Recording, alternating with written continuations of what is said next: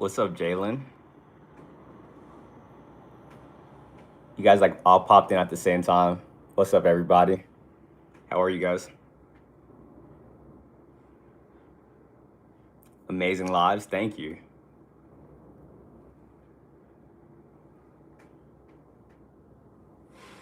What's good, guys? What is good? Welcome in. Welcome in. I got to get way better with the time. I'm very bad at that. But tomorrow, I'm going to try to be a lot earlier for you guys. But how is everybody? Welcome in. Let's tap the screen, guys. I think the goal for today is, let's say 15K, and we'll get started. What's up, HIM? What's up, JT? Stayed up late for this? Glad you're here. Appreciate the heart, man. You got someone from France up in here? What's up? How are you?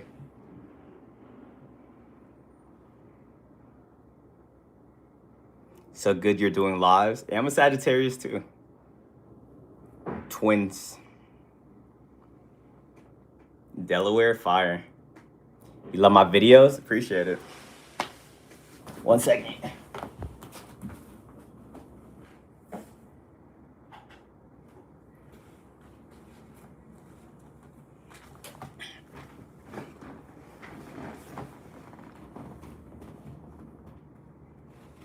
Got someone from London. Yeah, let's start this off. Everyone start putting your cities. Me, myself, I'm from Los Angeles, California. I'm in like the middle of the battlefield out here. You just run into the center like a portal? Maybe. Appreciate the heart, me. Got someone from Tampa, Florida. I used to go to Florida like once a year back in my unawakened days. Holland reminds me of Tom Holland. Ohio, someone else from Florida. London. YouTube side, we got Austin, Texas. Atlanta, Denmark. Someone else from Florida. Pennsylvania. Kids from Paris. I was born in LA, but relocated to Seattle. I don't blame you for leaving LA. When I was unawakened, I was like, LA is amazing. I'm gonna be out here forever. I awaken, I start seeing things for what it was. I'm like, I gotta get out of here. You start feeling the energy. You guys feel that as well? Like when you go to different cities, you can feel the energy, you can feel the vibe. And based on that energy, that's what makes people operate a certain way. And that's why you can't really point these things out to other people, because this is all they know. But then when you're aware, I'm like, yo, this is a lot. New York City, fire. I went there in 2018 for a concert.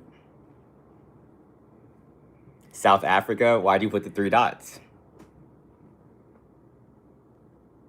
What's up, Dream?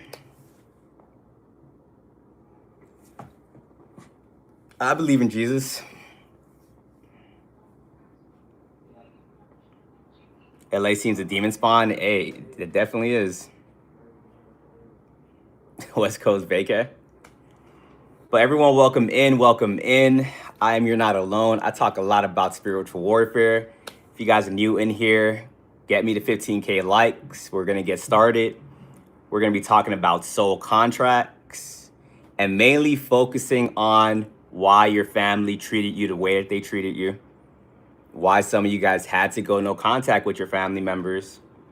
Why you had issue with your siblings. We're gonna touch upon that.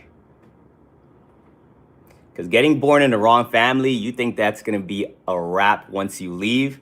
This is like a lifelong thing if you're not healing and doing the work.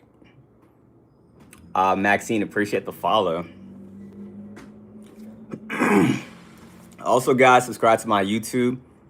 This live is going to be uploaded on there as well. But right now, I felt led to do this live. We're part of the collective. I'll be reading energy and feeling energy at times. Everyone right now, if you're having any family issues or you're no contact with your family, drop ones in the chat and appreciate that. Thank you. You've helped me so much. I got you. Likewise.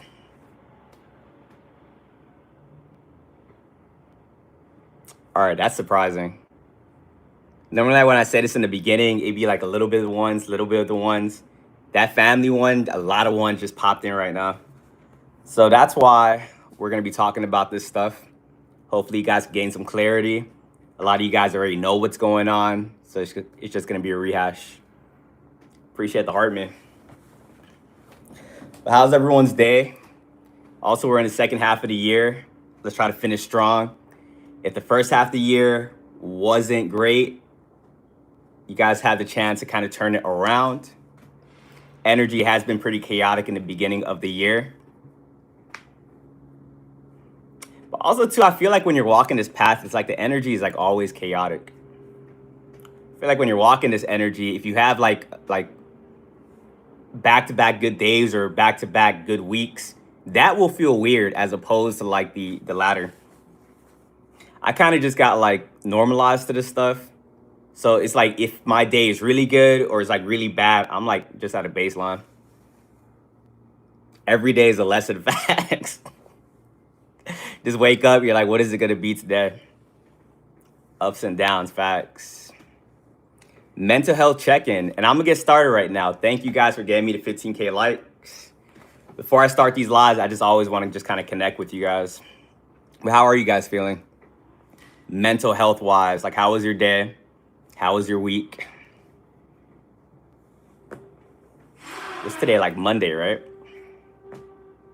Love my content. I appreciate it. New earth, draining. Oh, it's Tuesday? Like I be saying, I don't be keeping up with the days. I be like in my own world. Haley, appreciate it. 5D. Dreams have been pretty vivid and pretty crazy. I'm from LA, California, but I'm going to get started, guys. As promised, we hit 15K likes. For those of you guys that don't know, You're Not Alone. YNA. I talk a lot about spiritual warfare. Throughout the week or throughout my streams, we talked about narcs, covens, group thinking. Today we're going to cover like more so of like the family side of giving you guys clarity to let you know that if you're on this path, it's a high probability you got probably born in a family system that wasn't the best for you because they were there to teach you something. But a lot of us didn't know this growing up. We just thought that we had like a normal family, and it took a lot of trauma to awaken us to what was going on. But before I fully get into that, we're going to tap into like soul contracts. If you guys know what soul contracts are, drop ones in the chat. If you don't, you're like, what are these soul contracts? What is YNA speaking about this time? Drop twos in the chat. Fly guy, appreciate it.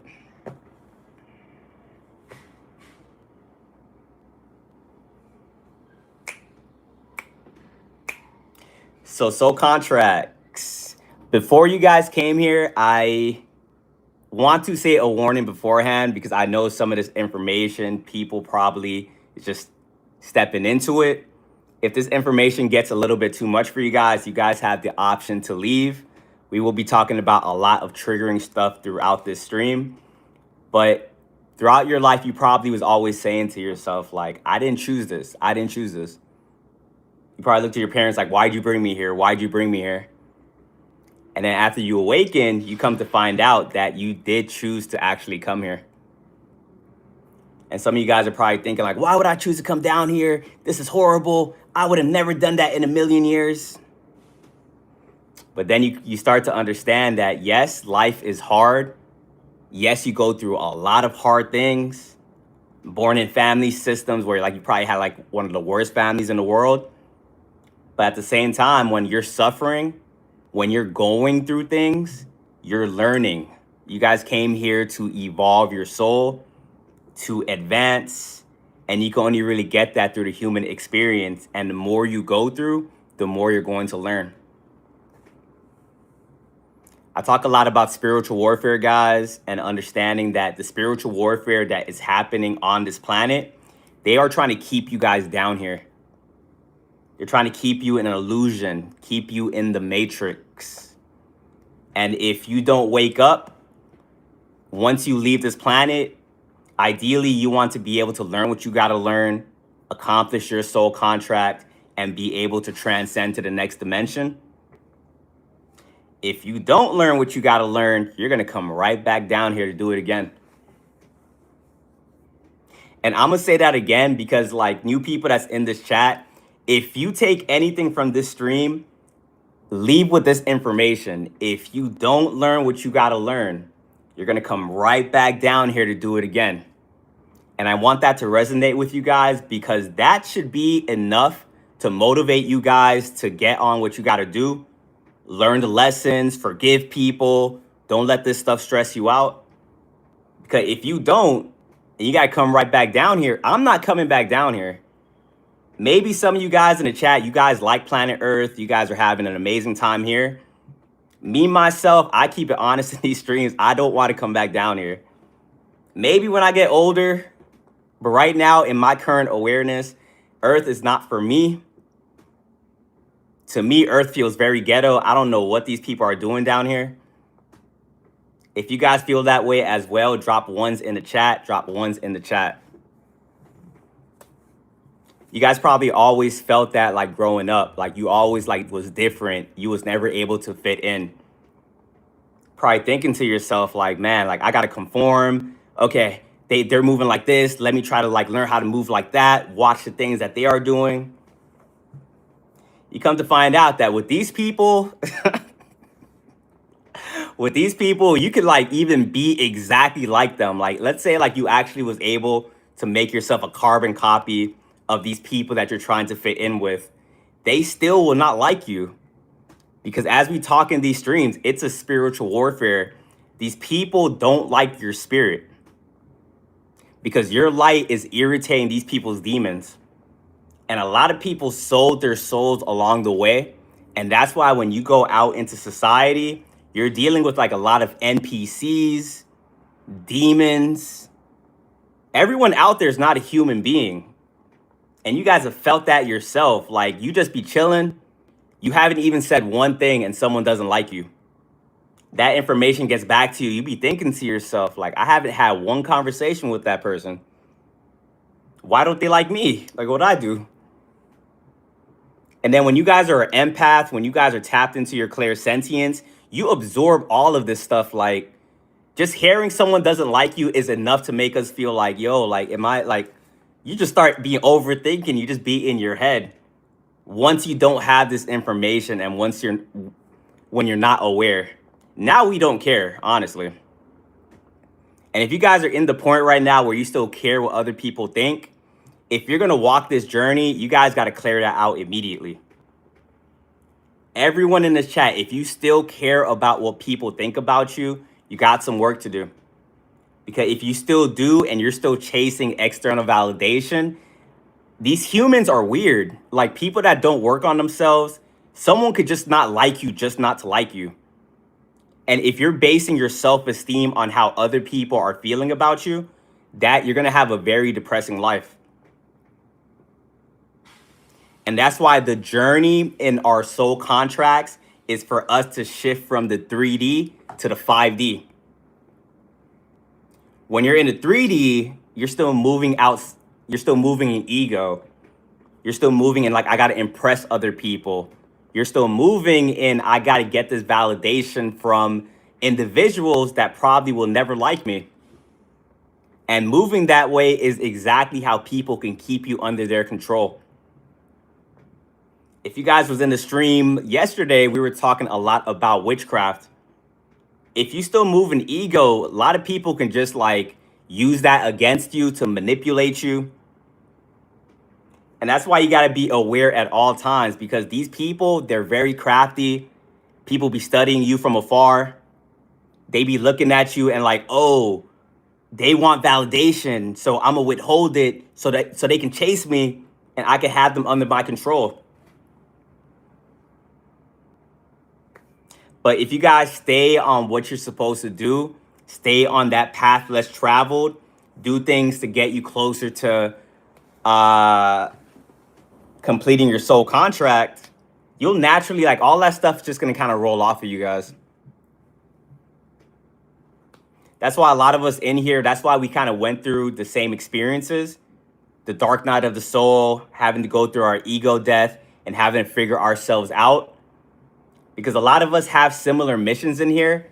I'm not saying it's exactly the same, but on top, the baseline on a lot of our missions is that we're light workers at the end of the day. Now, everyone's soul contract, I can't just be in here and say, your soul contract is this. All the answers are within. That is an answer you're going to have to get for yourself. But the baseline is you guys are light workers, and that's why you guys never felt like you fit in. All my light workers in the chat put ones, light workers, star seeds, chosen, indigo children. Drop ones in the chat to let other people know they are not alone. Because before you even start tapping into social media and this information, you probably thought you were the only one thinking like this and that everyone was evil and you're the only one that's like at a disadvantage. Come to find out, there's others like you. We're just spread out like across the world. Because being a light worker, we're here to help raise the vibration of the planet. And like I'ma always say, we are outnumbered severely. So to all you guys out there fighting the good fight, thank you. I want to say thank you on behalf of the collective, because we're all connected. You guys got to make sure you guys study your laws of the universe. There's a law in there called the law of divine oneness, where we are all connected. So when you guys are out there putting positivity out there in the world, that eventually comes back to me and vice versa. So thank you guys, because I also understand that this is not easy. And there's very few people that's going to understand the experiences that you are going through. For a long time, you probably thought you was crazy. You're like, am I really seeing this? Can someone really be that weird? Can someone really be that demonic? You're like, nah, yeah, I'm tripping. Just to find out that people are that demonic, but they hide behind the veil. And if you're not having discernment and you don't have this information, you probably won't see it. In our soul contract, we knew that if we started off at a hard level, being born in a narcissistic family system, that's going to wake us up faster. It probably still took us a long time, but there's some people out there, they never wake up. You guys probably have family members, other people in your life that you try waking up at one point, and no matter what you tell them, they're not going to be able to see what you see. That's because you had to go through certain experiences. You had to learn certain things. You had to meet certain people, just have certain experiences so your brain can reprogram so you'll be able to see these things. If other people haven't really went through your experiences, they're not going to be able to see what you see. And you guys had to learn that the hard way. Because for a lot of you guys tried to wake up people that was not ready to wake up, and they start attacking you immediately. Switching up, attacking you, saying you're crazy, just trying to discredit everything you're doing. And that probably had to happen a lot for you to be like, you know what? I can't keep doing this. We keep it real in this chat, guys. If you guys are on this path, it does get pretty lonely, but it's going to strengthen you at the same time, because you start to figure out that you'd rather be by yourself than surrounded by fake people that is upholding this illusion. And when you're on top of your soul contract, you're going to feel fulfilled.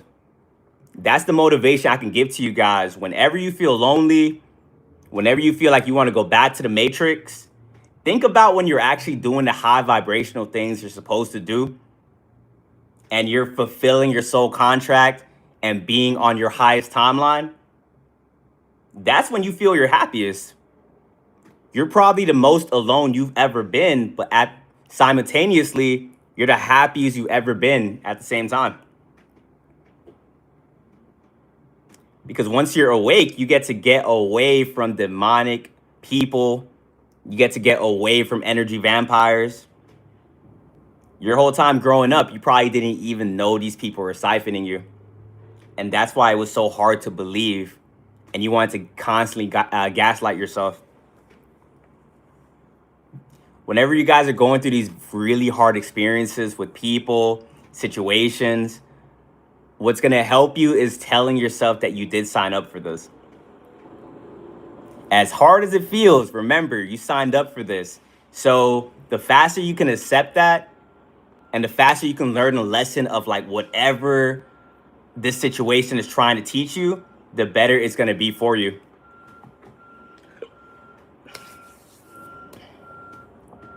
Hey, Trey, appreciate it.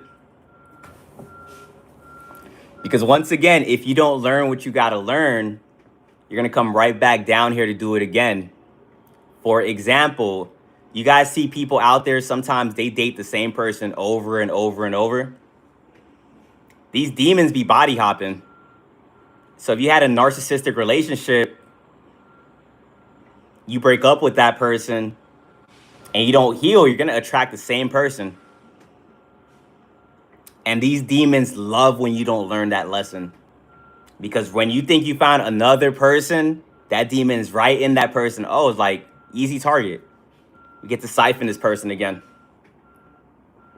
And if you keep doing that your whole life, you just keep doing that your whole life, you're not healing, you're not trying to figure this stuff out, once again, you're going to reincarnate and you're going to have to figure this stuff out again.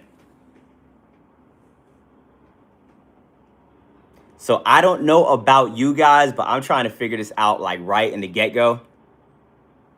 And trust that no one is like having like an easy time figuring this stuff out.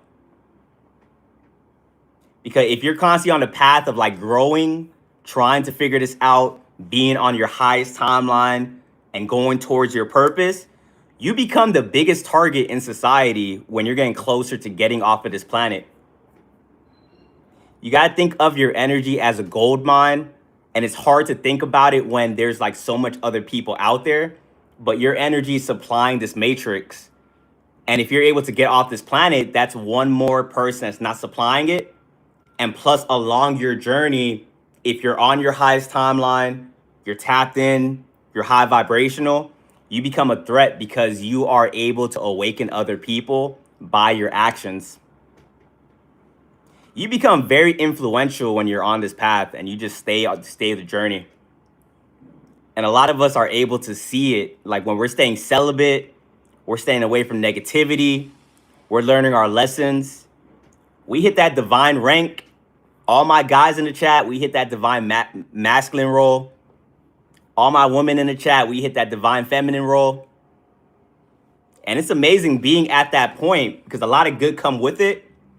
But you also got to realize people that are stuck in darkness, people that are still in the 3D, they see you from a distance and they think, how dare you? How dare you heal, try to figure this out, try to get off this planet? You think you're going to leave us here? Hey, a lot of people on this planet is like a crabs in a bucket type of like mentality. People see you healing. Some people aren't going to believe me when I say this because you got to go through it to experience it. Some people, like you healed, they hate you for it. You could have had someone in your life where like you was in the worst moment of your life and you guys were vibing out. As soon as you started healing, they start attacking you. And you're like, what's going on? I thought you want what's best for me. Hey, what's good, Ja? What is good? How are you? Sakshi, appreciate it. Is that why these demons attacking my job and social media channels? Yes, you got to be careful. You got to move in silence because these demons don't like you guys being happy. They don't like you being fulfilled. And that's a good sign right there. If someone is seeing you being happy and they start getting mad, demon, time to get rid of that person. As I always talk about on these streams, you got to kind of be on top of your cutoff game. Understand that the world is a stage. The longer you are on this path to trying to complete your soul contract, the more you're going to get attacked. Because accomplishing your soul contract, you start to become a truth teller. You start to unlock these spiritual abilities along the way. Demons hate spiritual gifts. Some of you guys have been extremely gifted from a kid. The more gifted you were as a kid, the more you would get attacked. And once again, like, if you guys sign up for this stuff, like, you guys are very brave. Like, you guys are up there before you came to Earth. You're like, yo, maybe gifted like this young of an age. And you have the knowing that that's going to get you targeted more. But you're like, hey, bring it on. And some of you guys like, nah. I want to awaken like around this time. But you still got to go through the BS because you're a generational curse breaker. But when you start to fully tap into being a seer, you start fully tapping into your gift of discernment, you just get hated for like no reason. Because it's society, it's their programming kicking in to trying to keep you stuck on this planet. They're trying to make you feel so isolated, ostracized. They're trying to make you feel like, why did I do this to myself? Why did I awaken? I wish I could unawaken. I want to go back to the Matrix. And some of us was thinking like that, like, because the beginning to awakening, this stuff doesn't get talked about a lot, like on social media. Truth. Hey, what's up, man? How are you? They call us evil because we choose to live. Facts on that.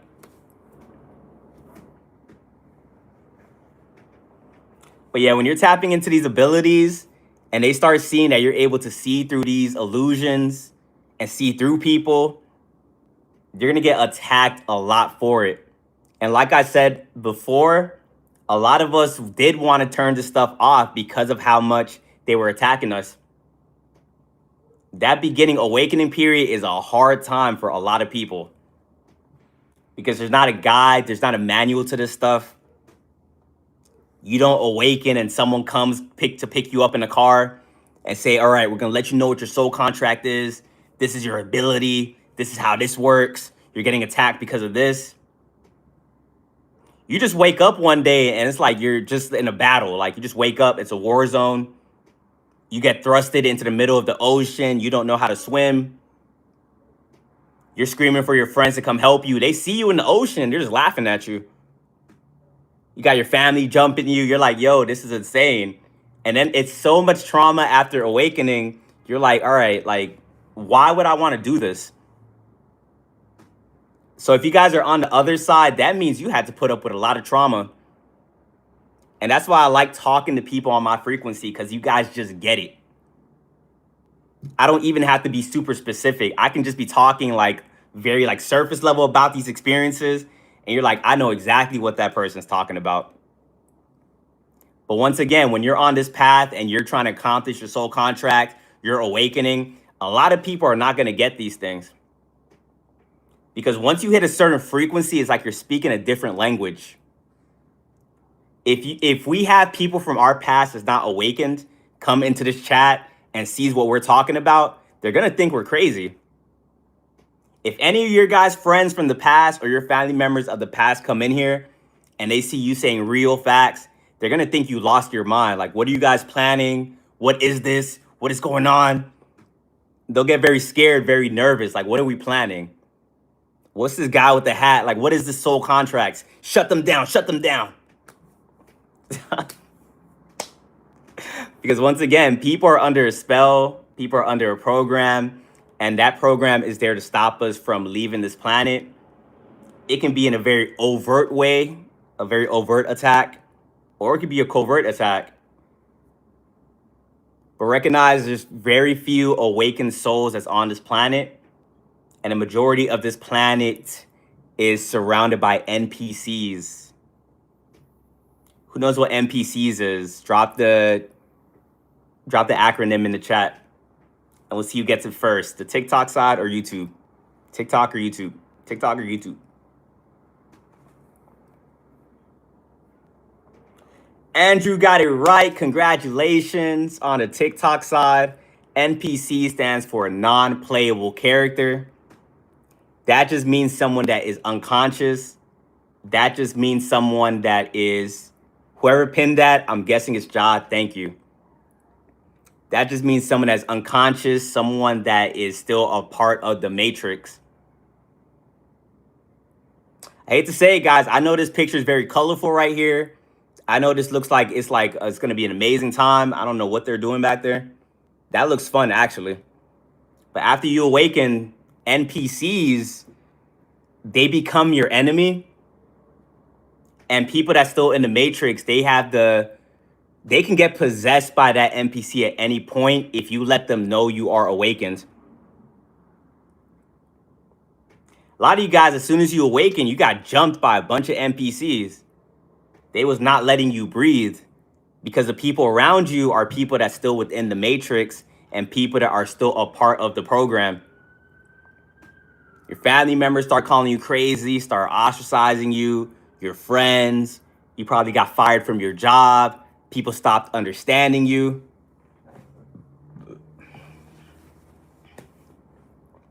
And remember what I said, it's like, it's all by design, because that stuff is put in place to make you so depressed that you're not going to want to continue this journey. And for a lot of us, it was working. If some of you guys was able to awaken, cut everyone off immediately, and you were good, hey, I give props to you. You're a very strong person. I can say on my end, I'm like, yo, this is horrible. I don't want to do this. But then if you stay on the path, you learn what you got to learn, you pass the test you got to learn. Now I'm actually happy I stayed the path. Because you start to understand that old life that you left behind, that wasn't a real happiness. Like, they had you programmed to think that in order to be happy, you got to be surrounded by fake people. You got to work this 9 to 5. You got to work 40 hours a week. They promise you that 401k too. The 401k is what gets a lot of people. And saying you get that family, you get that house, the car, you'll be happy. But as we see with a lot of people that is doing that journey, at the end of that lifespan, you can see a lot of those people are very depressed. They do exactly what the Matrix tells them to do. And then at the end, they ask themselves, like, I did everything that I was supposed to do, so why am I depressed? You guys, even without awakening, you always felt like something was off. You just couldn't really put like the words to it, or you couldn't really articulate it. Whole time you was in school, you probably was a very intelligent person, but you got bad grades. You was working these 9 to 5s. You're just like, yo, why are we doing this? Probably not saying that out loud, but just kind of having that type of energy. And then you awaken and you're like, oh, okay, that's why I felt this way. And it all made sense. Your ability to think deep and always ask why is how you found yourself out of that matrix system. And the fact that you keep asking why is how you're going to get yourself off of this planet. Without you even knowing, you've been following your intuitive messages, and that's what awakened you out of the matrix. And now that you're out of the matrix, you're one step closer to getting off of this planet. And like I said, for everyone else that came in here, remember, learning what you got to learn and accomplishing the soul contract is how you get off of this planet. If you don't want to come back down here, you got to get to work. You got to be on top of what you got to do. Don't let these demons get you out of character.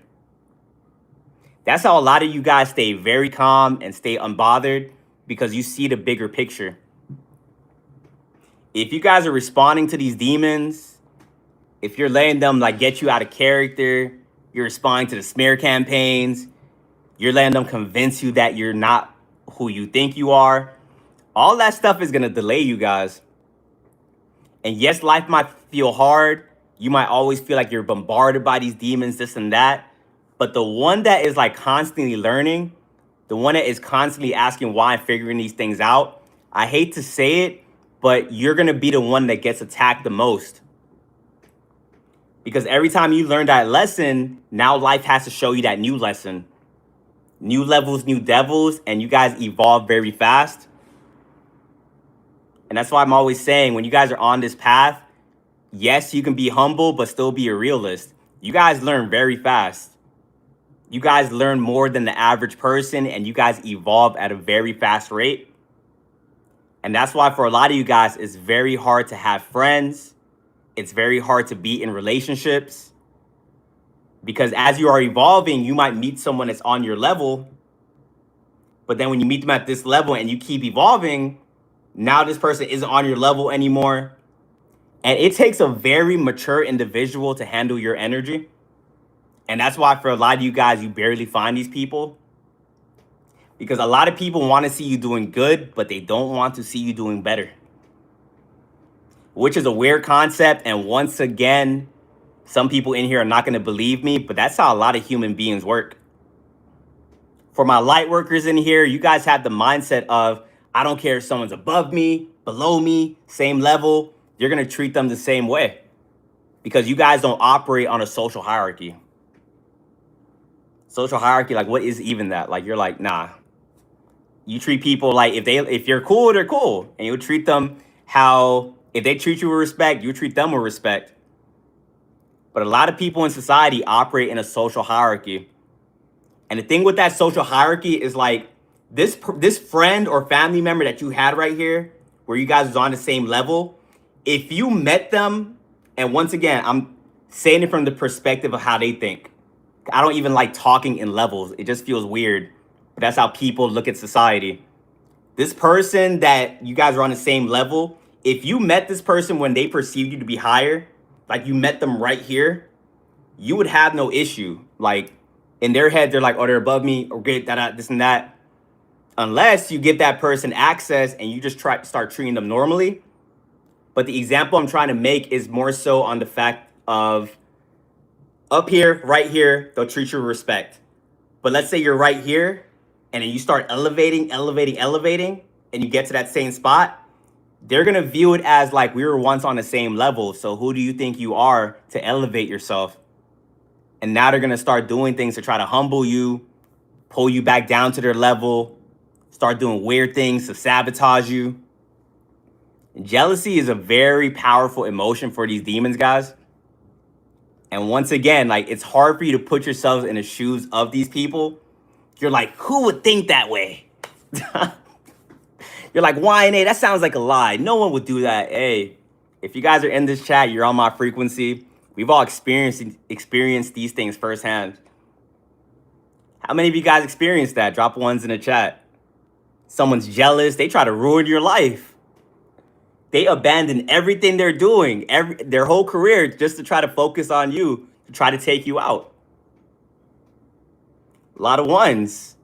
Because there's a lot of demonic people out there, and you gotta like know this information when you're going out in society. Because if you just go out there and you're on autopilot, you're gonna get obliterated.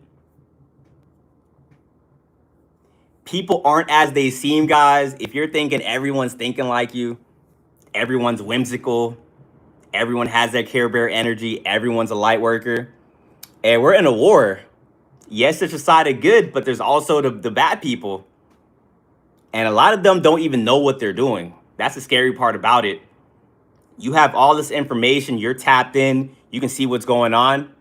These people will attack you and don't even know why they're doing it, and then try to like justify it. And you're gonna watch them start malfunctioning. Like, a lot of these demons make these vessels start malfunctioning. And if someone starts malfunctioning, guys, it's time to dip. Like, you guys got to learn when to like leave these situations, because these demons know who you are before you do.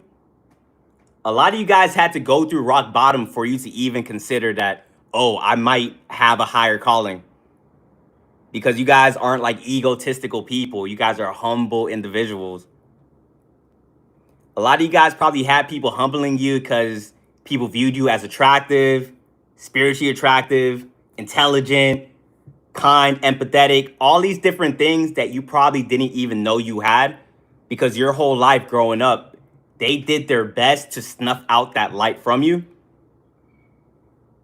And once again, that's what I'm saying. If you guys signed a soul contract to be born in a narcissistic family system, you guys are very brave individuals. Because growing up, if you could even observe like people that grow up in a healthy family system, growing up, their parents are always telling them, you got this. You're amazing. You're the most beautiful kid in the world. You guys didn't get that stuff. You guys was born to people bullying you, withholding validation to get you to chase their affection. Some of your guys' family was using you as a therapist. You guys was born in a spiritual battlefield, but that stuff made you strong. That stuff gave you a strength not a lot of other people have. If that sounds similar to your guys' experience, drop ones in the chat. If you were born in that narcissistic family system, ones in the chat.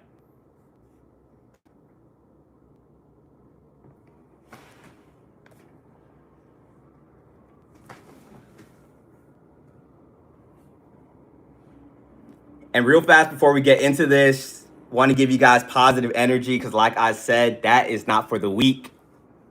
A lot of this stuff is very confusing when you go through it. But once you start to understand what is happening, you're able to learn what you got to learn, elevate, and get yourself out of that situation. Hey, Ja, I appreciate it. If you were born in a narcissistic family system, it's a high probability you guys are generational curse breakers. And you guys are probably in this stream trying to figure this stuff out or just trying to connect with people that went through similar experiences. And as a generational curse breaker, your family probably doesn't like you because you're the first one that's trying to like really be like, I'm not going to move how my parents are moving.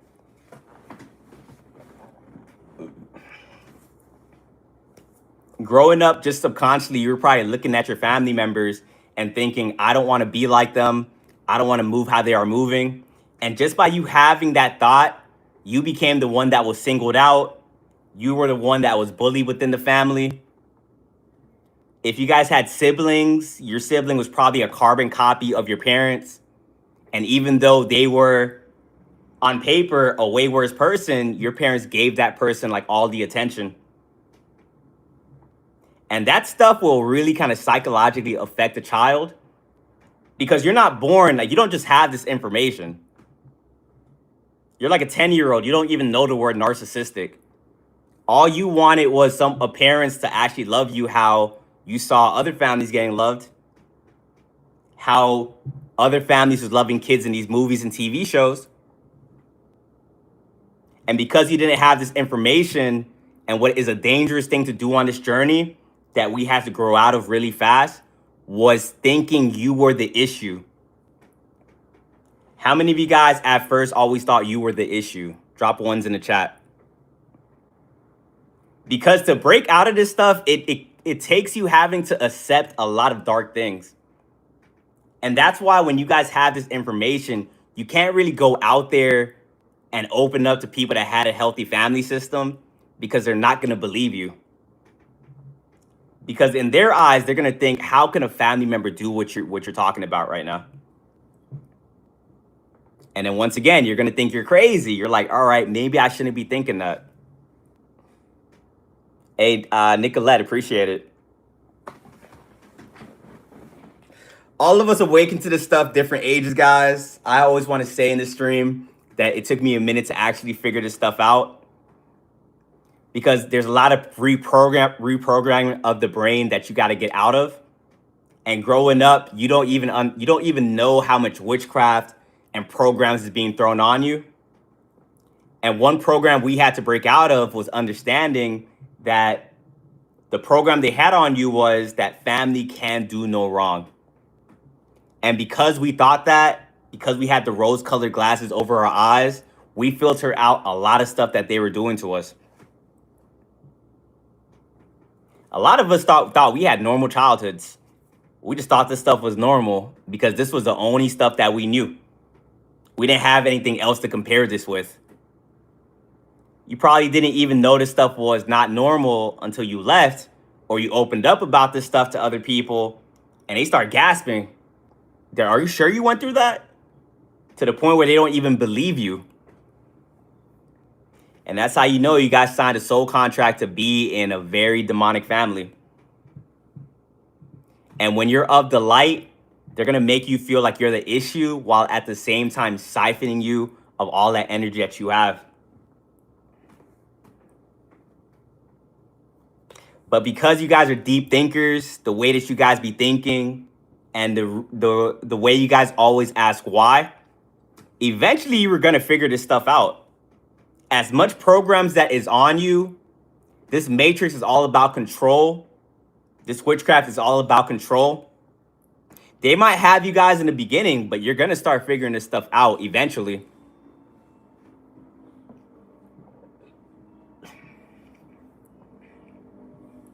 Because just like this matrix, you always felt like something was off.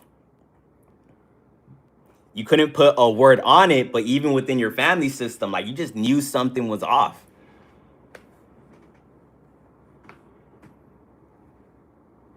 And it probably took them pushing you guys to your breaking point for you to finally be like, all right, I'm gonna go figure this out. Because we all have that one moment in our life when we probably hit the rock bottom. At least if you're on this journey, where you hit that rock bottom where you really need your family members. And that was a hard thing to go through, because on the other end, when you guys had those rose-colored glasses on, no matter what your family did to you, you always showed up for them. You made sure you were there giving them advice, money, energy, because you thought in your head like, yo, this is what family does. Like, of course I got you guys. But then when the roles were reversed and you were probably in that situation where you really needed their help, you saw everyone's true colors. And the reason you guys signed up to be in a narcissistic family system was when you get betrayed by the people that's closest to you, that trauma is a catalyst for a lot of people's awakening. Because a lot of you guys are going to keep those rose-colored glasses on no matter what, until you see something that really shocks you. Like, whoa, that's crazy. Because when you guys hit that rock bottom, or when you had a moment where you really needed their help, and not only did they not help you, they probably started jumping you. They probably did things to like keep you down there. You was able to see their true colors, and you were able to awaken and see all these demons that's out here in reality. We didn't just get born and we were like 5 years old. Like, it's a spiritual warfare. To get this information, you got to go through a lot. What we know, guys, this is esoteric wisdom, and that comes with a lot of suffering. The reason other people can't see what you're seeing is because they didn't go through what you went through, or they probably went through something similar, but they chose to stay blind to it, because awakening is a very painful thing. Many are called, few are chosen. You guys got that call when you were probably in your lowest moment, and you guys chose to answer that call, and here you guys are. Appreciate the heart in me. Thank you.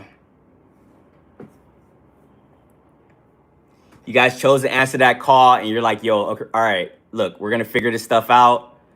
You get on the mode of trying to break these generational curses. And once again, when you're trying to break this generational curses and become that truth teller within the family, you become the issue. And that's why a lot of you guys was forced to go no contact with your family members, because they were scapegoating you and making you the issue, all because you were trying to solve the trauma and figure this stuff out.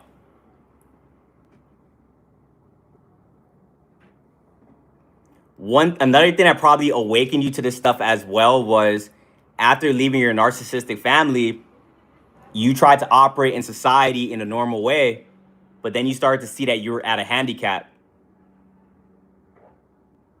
The handicap was, because you grew up in that narcissistic family system, you thought that stuff was normal.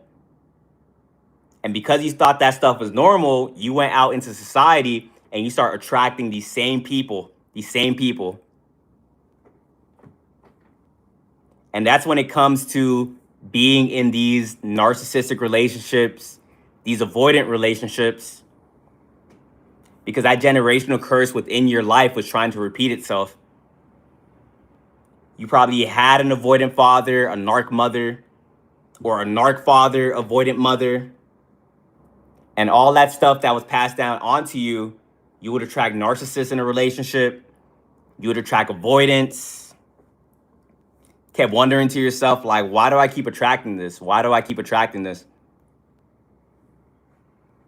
You had that first bad relationship. You thought that was like a one-off thing. You're like, all right, that was weird.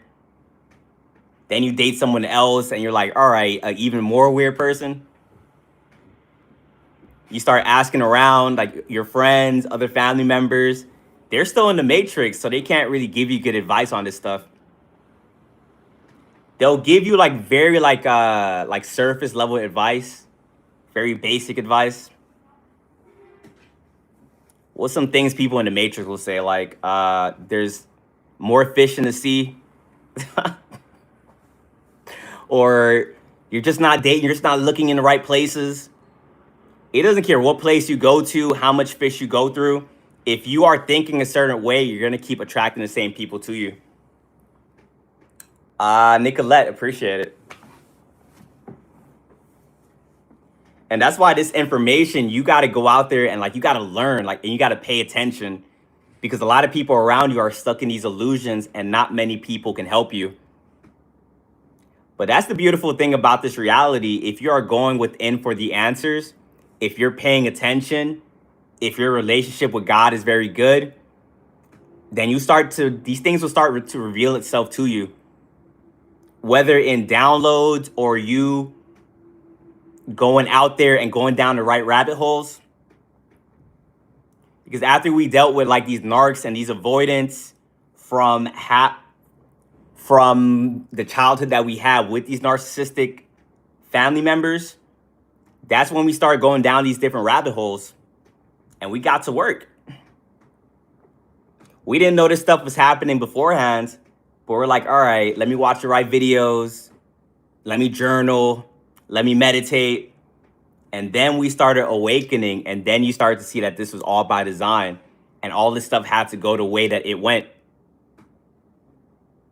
In the moment, you didn't know why this stuff was happening to you. You kept asking yourself, like, why did I get this family? Why am I dating these people? Why? But after you start figuring this stuff out, you're like, oh, this is what's going on. And then once you get that playbook to narcissism, now you're able to see and be tapped in to not attract this stuff to your life anymore. Yes, you will still attract narcissists, but once you have this information, once you have a strong set of boundaries, once you have strong self-love, these people will fall out of your life pretty fast. A narcissist only likes being around people that they can manipulate. If they see that you know what's going on, they're going to want to get around. They're going to want to get away from you guys. And that's what they mean by you attract what you are. I don't want you guys just to think that like once you get to a certain level, you'll never attract a narcissist. It's just more so that you have this type of personality and this energy that will repel them from you when they come into your reality. But you got to go through the karmics to learn these lessons. And karmic family members are just people that's there designed to teach you a lesson. And if you don't learn the lesson, you're just bound to repeat yourself. And you guys also have to be aware that just because you learn a lesson doesn't mean that you can't backtrack. And I'm saying that to know that sometimes, I'm not saying you got to cut off your family members permanently, but sometimes you probably do have to get away from them for a little bit. Because what you're going to see is once you start to implement boundaries around people that was so used to manipulating you, a lot of your family members are going to fight back. They're not going to like your boundaries. New levels, new devils. You start trying to implement boundaries, that's something you got to go through. Some of you guys could probably get through it, stand your ground, and some of you guys probably have to distance yourself for a little bit. And that's what happened with a lot of you guys. You guys probably had to duck off. You guys probably had to like move away for a little bit, go in your isolation season and start to strengthen yourself. How many of you guys had that isolation season? Drop ones in the chat.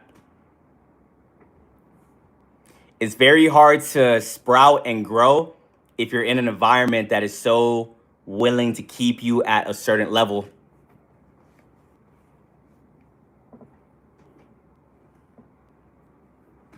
Lots of ones in the chat. Like I said, a lot of us went through similar experiences. But that isolation season gonna make you a strong person.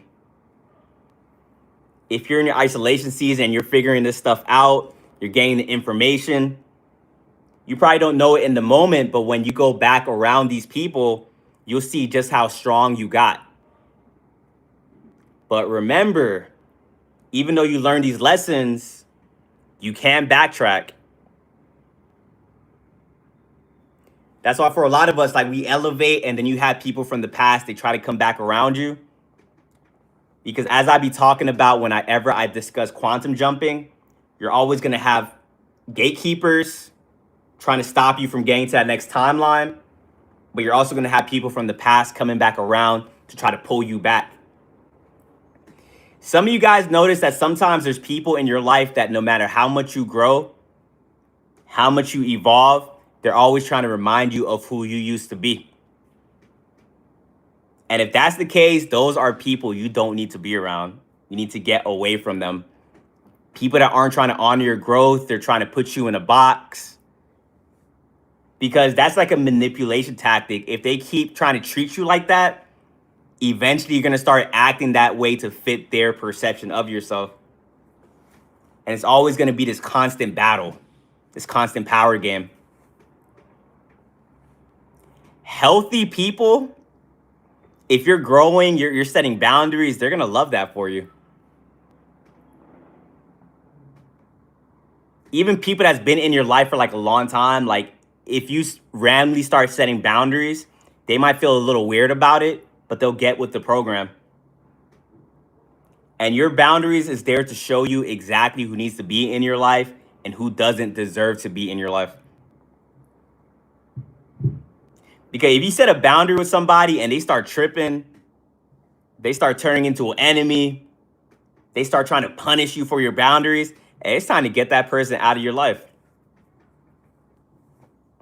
And that's probably something a lot of you guys experience. Like you set a boundary and then they think to themselves, like, who does this person think they are?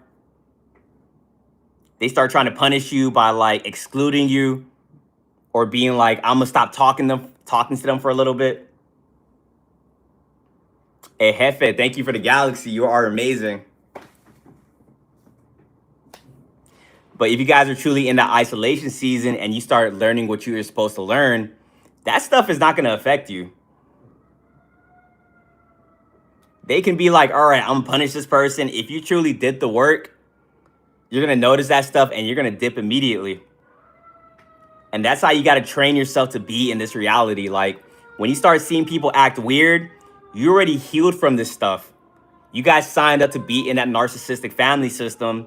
And that's why a lot of people that you deal with in later on in your life, they're going to be surprised that they can't get away with what they want to do.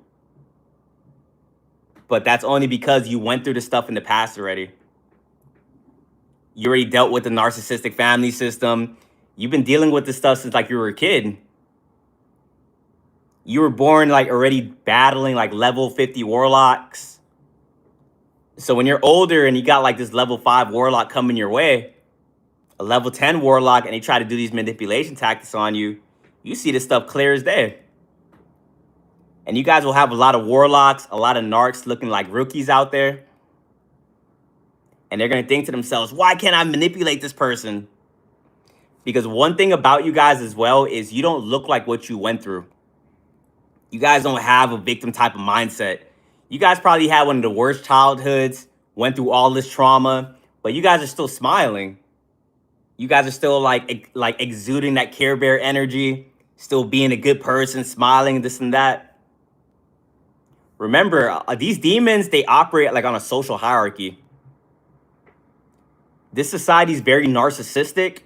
So how they be looking at it, they're like, the more mean you are, the more narcissistic you are, the more ruthless you are. They put those people like on a high pedestal. And before they meet you guys, they probably put you on a high pedestal as well because your aura is very intimidating. But as soon as they start talking to you, They're like, wait, this person's like nice. This person's kind. So then in their head, they put you down here.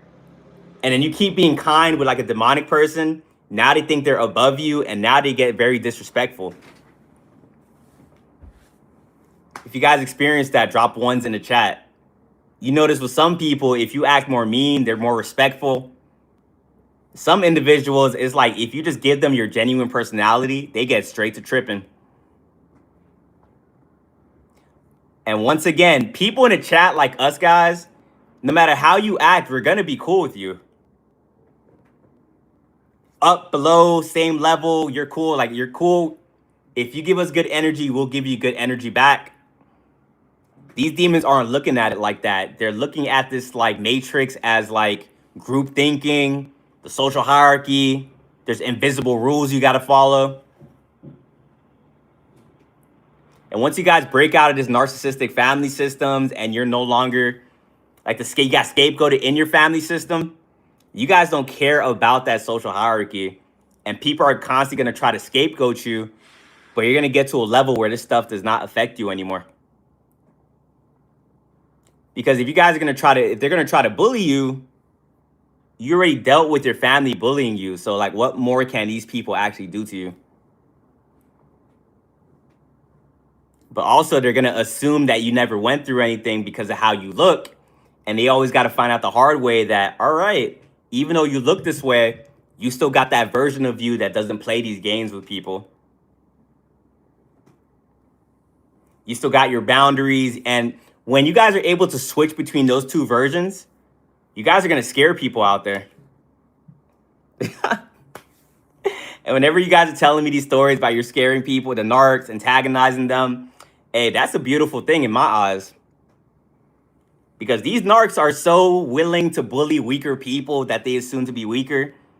So when you have this duality to yourself and you're able to switch that version, you start to realize that like these bullies, these narcissists, these demons, they're actually very scared on the inside. A lot of things they do is like projection, manipulation. So they manipulate people to make them feel like they're this like scary, big, bad demon. When in reality, they're very scared on the inside. And if you push back on these narcs even just a little bit, you will see how scared they are. And that's why these demons, they travel in packs. These narcs got to be surrounded by people that validate their delusions. They got to surround themselves with weird people to justify their actions. For every narc, you're going to find some flying monkeys, some enablers. A lot of times they don't want to surround themselves with other narcs because like it's like a power struggle. But they'll surround themselves with narcs if they like are like below them. It's like crazy how they be thinking. Like they're not out there trying to connect with people in a normal way. This stuff to you sounds very exhausting. You're like, what do you like? Are people really doing this stuff? You guys will be surprised because a lot of you guys was born in family systems where they were doing these things to begin with. Some of you guys was born in narcissistic family systems where they wasn't even valuing the truth. They had that one person that it's like no matter what they say goes. You can have proof that they are doing something bad and they're not going to accept it because like you're around like a coven, you're around a cult where they gotta follow the indoctrination of that one individual. A lot of people out there, guys, they're moving like in packs of like having a group leader, like a second in command, enablers. And growing up, you were able to see that stuff, but once again, you weren't really able to put like a name onto it.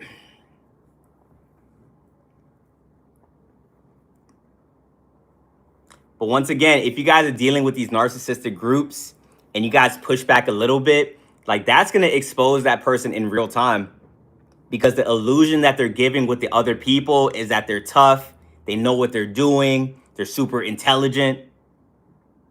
So when you come around and you probably don't even be trying to push back, like it's just naturally who you are. You guys are people that you don't submit to other individuals like that. And they're going to try. When you deal with these narcissistic groups, what they're going to do to you, they're going to like you in the beginning. They're going to try to gain your trust. And then eventually they're going to try to get you to submit to their control, submit to their way of thinking. And if you guys start questioning it, especially questioning it in front of the other members, that narc is going to get very triggered and they're going to start attacking you.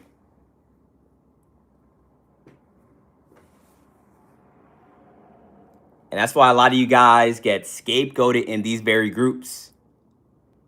But at the same time, if you guys have passed that test with your family members and got scapegoated by your family system, you already dealt with all that pain and alchemized that energy. So when they try to scapegoat you, you're quick to just you're quick to be like, I'm just going to walk away from this situation.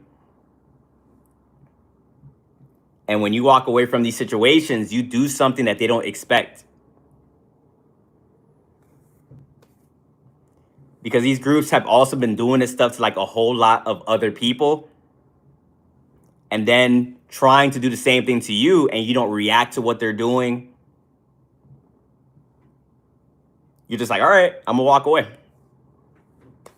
Now they're looking at the narc like, I thought you knew what you were doing. I thought you was leading us the right way. And that's how a lot of these narcs get exposed. You guys were put down here to expose these narcissists, expose these different illusions. And that was what was in your soul contract. Because like I said, guys, remember, at the end of the day, we all have a mission here. The baseline is us being light workers. And you guys doing this stuff, you guys in the moment probably be saying, why me? Why am I going through this stuff? You guys doing that stuff is like making the planet a better place. Because a lot of these narcs, they be having joy in manipulating other people and making them think that they are what they're not. And then you guys come around without even trying.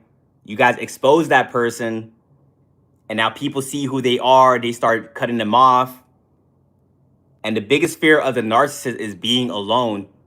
Because when you get to be by yourself, and I don't even have to tell you guys, that's what you went through. You were by yourself, then you had to face yourself, face your trauma, evolve from the experience. Now that narcissist can evolve. Like once you kind of like make that group break apart and a narc stays to themselves, they can evolve and they can grow. Everyone has the ability to grow. But a narc, like 99% of the time, they can't face being by themselves. So they can evolve, but a lot of times they choose to go find other people that they can manipulate and do things that they know, like they don't want to change as a person. And because they can't change as a person, they'd much rather create this delusional type of reality and project that onto you. So if you guys have exposed any narc out there, even if it was like a family member, a friend, a relationship partner, now they're like looking at you like, damn, like why'd you do that? Now they're going to start lying on you, doing smear campaigns and all these different things. But once again, you guys went through this stuff at a young age, because for a lot of us, we have to go through smear campaigns within our family systems. A lot of you are like, your dad tried to like do a smear campaign on you. Your mom probably tried to do a smear campaign. Some of you guys had narcissistic siblings where you thought they would always have your back, just to come and find out that they're gossiping about you and saying all these things that's not true. Hey, Striker, appreciate it.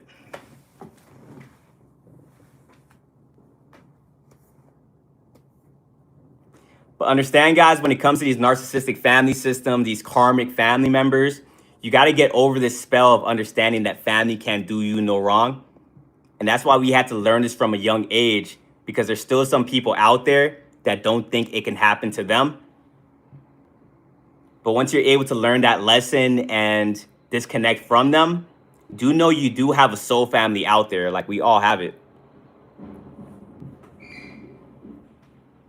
And if you guys still think in your head that you can't cut them off, like they brought you here, this and that, that is a spell that is on you guys. Those are the archons trying to take over your mind and keeping you stuck in a system that is going to drain you. Because if some of you guys don't wake up to this stuff and you guys stay stuck around people that's draining you, like we spoke about on the last slide, you're going to be bound to repeat this stuff until you get it right. That generational curse is going to be on you. You're going to allow this family to drain you. And then when it comes time to leave, you're going to come right back down here and probably have different vessels, but the same demons doing the same thing to you over and over and over. And that's why a lot of you guys feel guilty when you go no contact with your family members. That's why a lot of you guys feel guilty when you cut these family members off. You probably have two sides of yourself fighting that decision. One side is the one that remembers who they were, the nostalgia, trying to pull you back. And then the other side is like of you understanding that like you feel way more peaceful when you're away from these people. And then not only that, like even though you're aware that you're in a matrix, you're still surrounded by this stuff day in and day out. So you can cut off your family and be at peace, but then you can go out into the matrix and see something that makes you feel guilty for doing it. You probably see a movie that has a healthy family, you feel guilty. The holidays comes up, you start thinking about it like, damn, I feel guilty. The birthdays, it's so much things that is setting you up for failure to make you go back to old toxic people. And whenever you feel that, you got to really be able to fight through it and understand that is a spell that is trying to pull you back into toxicity. And I'm not saying it's like a one answer fits all. You're never going to be able to change the people that is around you, but you can control how the relationship is.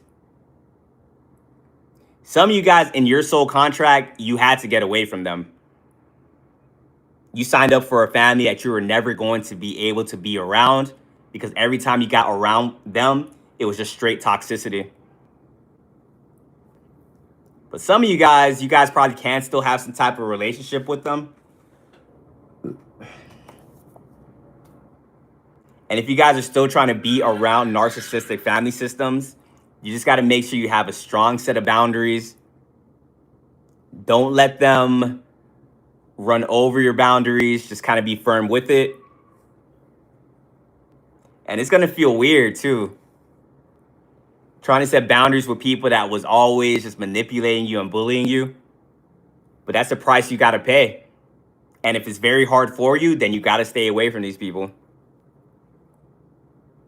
Because when your frequency is on a certain level and you're constantly trying to be around family members that's constantly draining you, that can literally be really dangerous for you. You never know what these family members are capable of. Some of these people are stealing from you guys. Some of these people are like your biggest enemies, like they're literally plotting on your downfall. You never know what these people are thinking, but you have those rose-colored glasses on of like, they can do no wrong. They'll never do something like that. Then the betrayal happens and you're like, whoa, like I never saw that coming. Some of these family members get you locked up. You have like a relationship. Your family member cheats with your relationship partner. Remember, these demons be inhabiting vessels of people that you trust. Because betrayal never comes from like someone like you already expect. It comes from people you let in and people that you trusted. And in trusting these family members for too long after you already see who they are, a lot of your family members gave up a long time ago, and you need to be able to see that they're not growing as a person.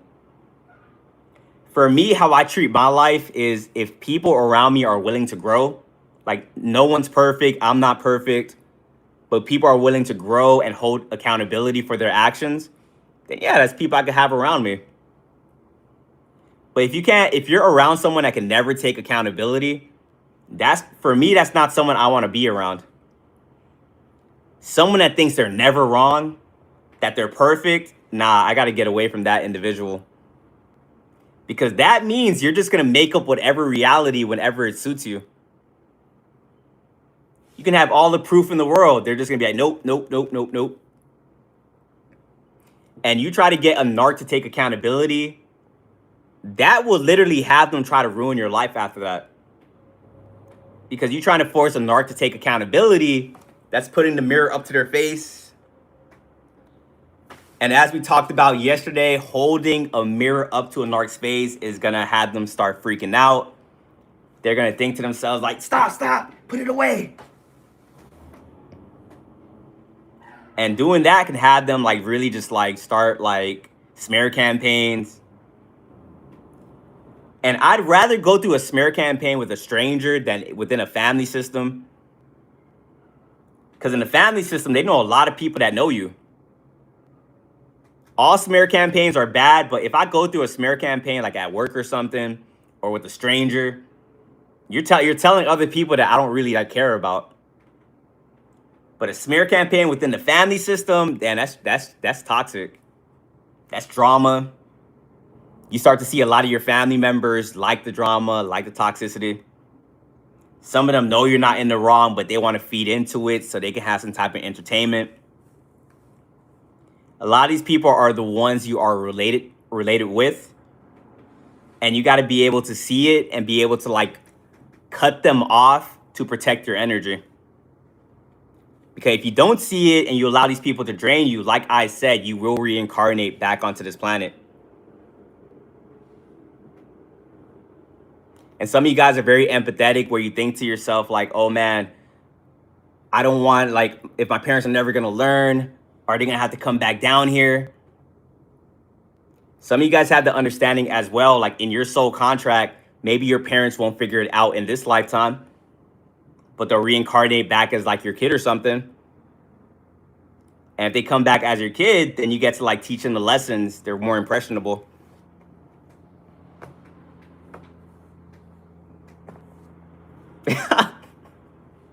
Every time I say that, it's always people saying like, nah, not me. I'm not having that happen. Some of you guys are definitely going to like have that happen. And if it's something you didn't sign up for, then you'll be good.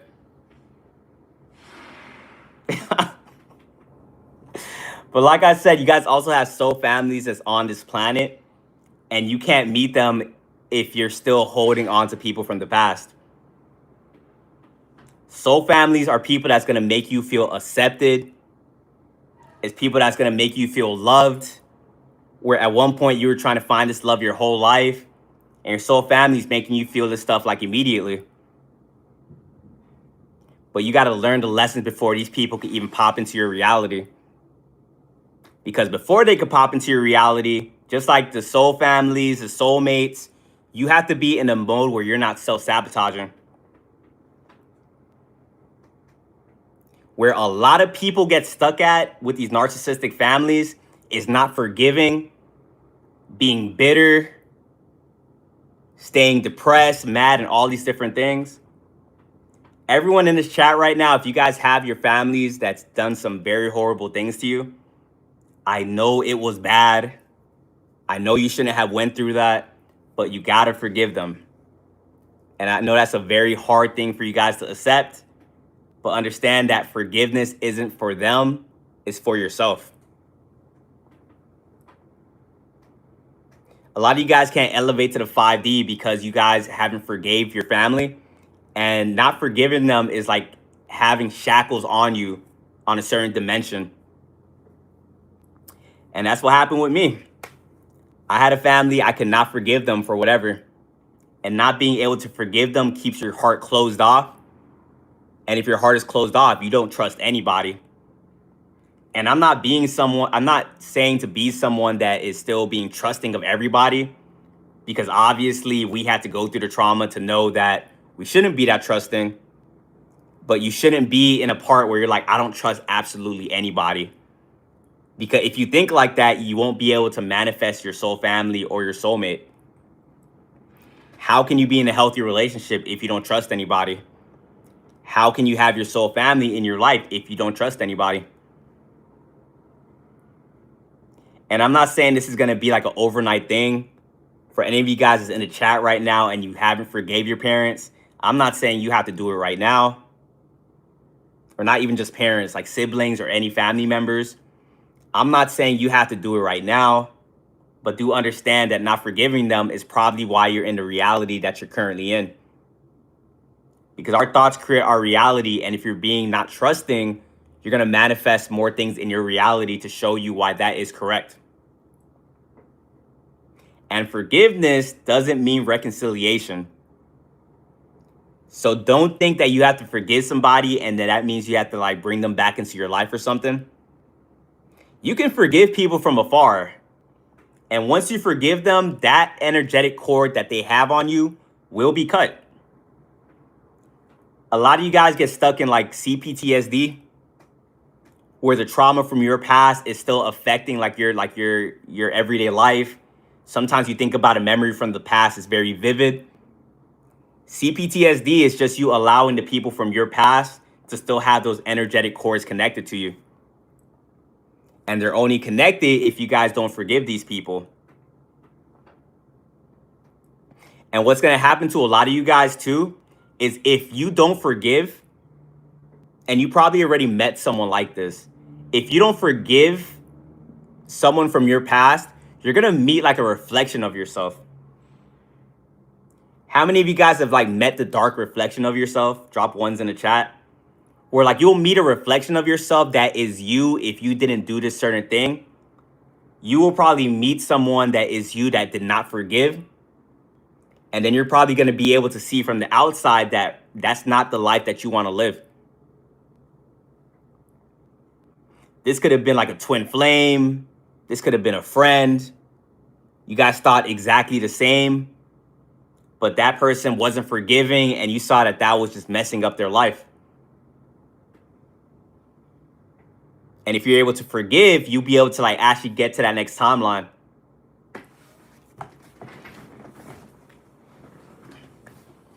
And once you forgive, you open your hearts back open and you're a non-judgmental person. That's when you can start tapping into more of these spiritual gifts. Discernment will get stronger, your claircognizance, and then you'll start attracting people that's supposed to be for you. It just kind of sucks because before you get there, you have to go through like a lot of lessons.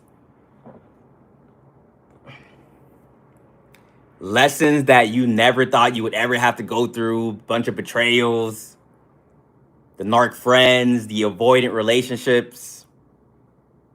But if you guys hold on and you understand that like there's like a rainbow at the end of this trauma, that's what's going to get you through it. And trust me, I know it's hard. I know it's hard because people keep giving you reasons to not trust,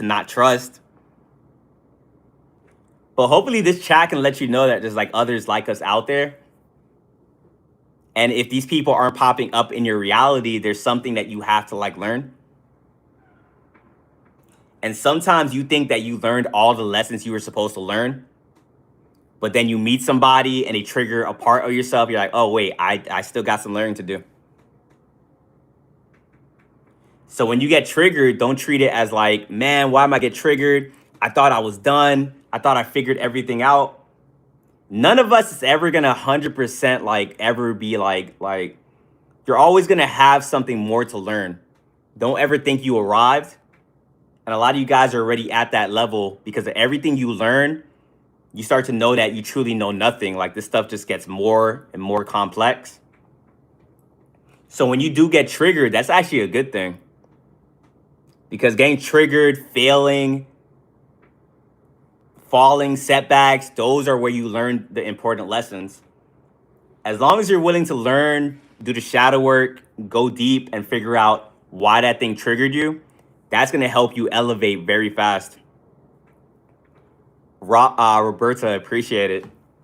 I'm exhausted from lessons. Illness paused me to reflect. I forgive. I keep boundaries.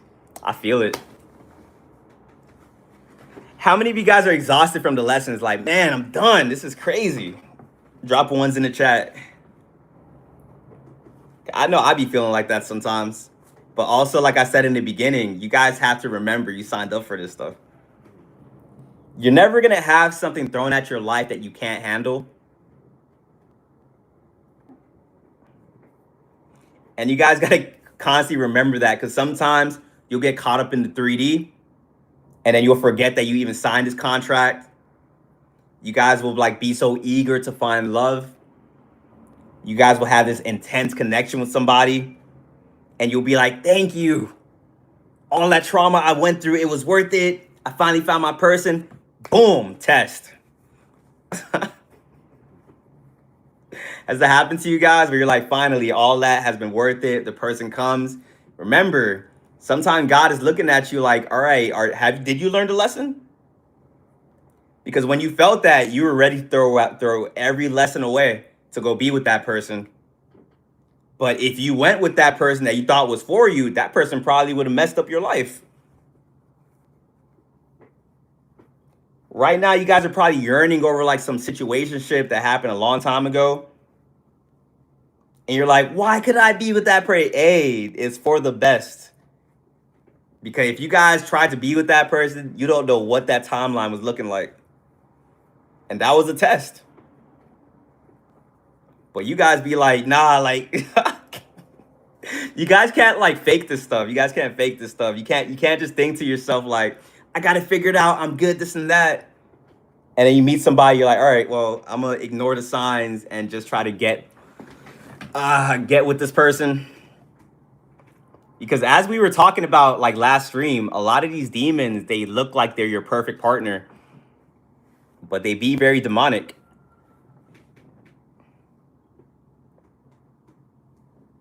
And sometimes you think you're good, you think you've healed, and then you meet someone that's going to reopen your abandonment wounds.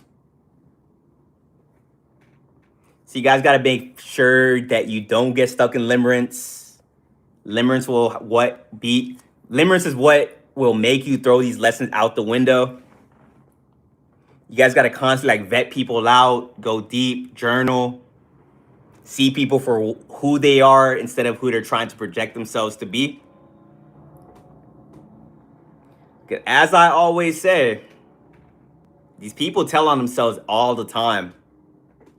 But if you're in limerence, when they're telling on themselves, you're going to constantly make excuses for that person or not even see it to begin with. But once you guys learn the lessons and you're fully like embodying it, you keep your head on a swivel, you pay attention, then these demons can't get one over on you because you're ready for it.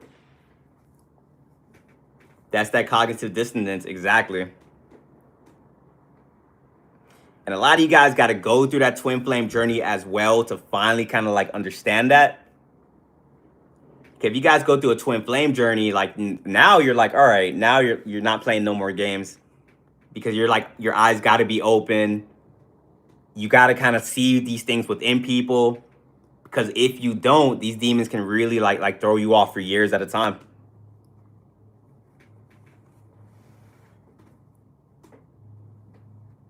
And if you guys signed up for that twin flame journey, just like I said in the previous slide, you guys are very brave people.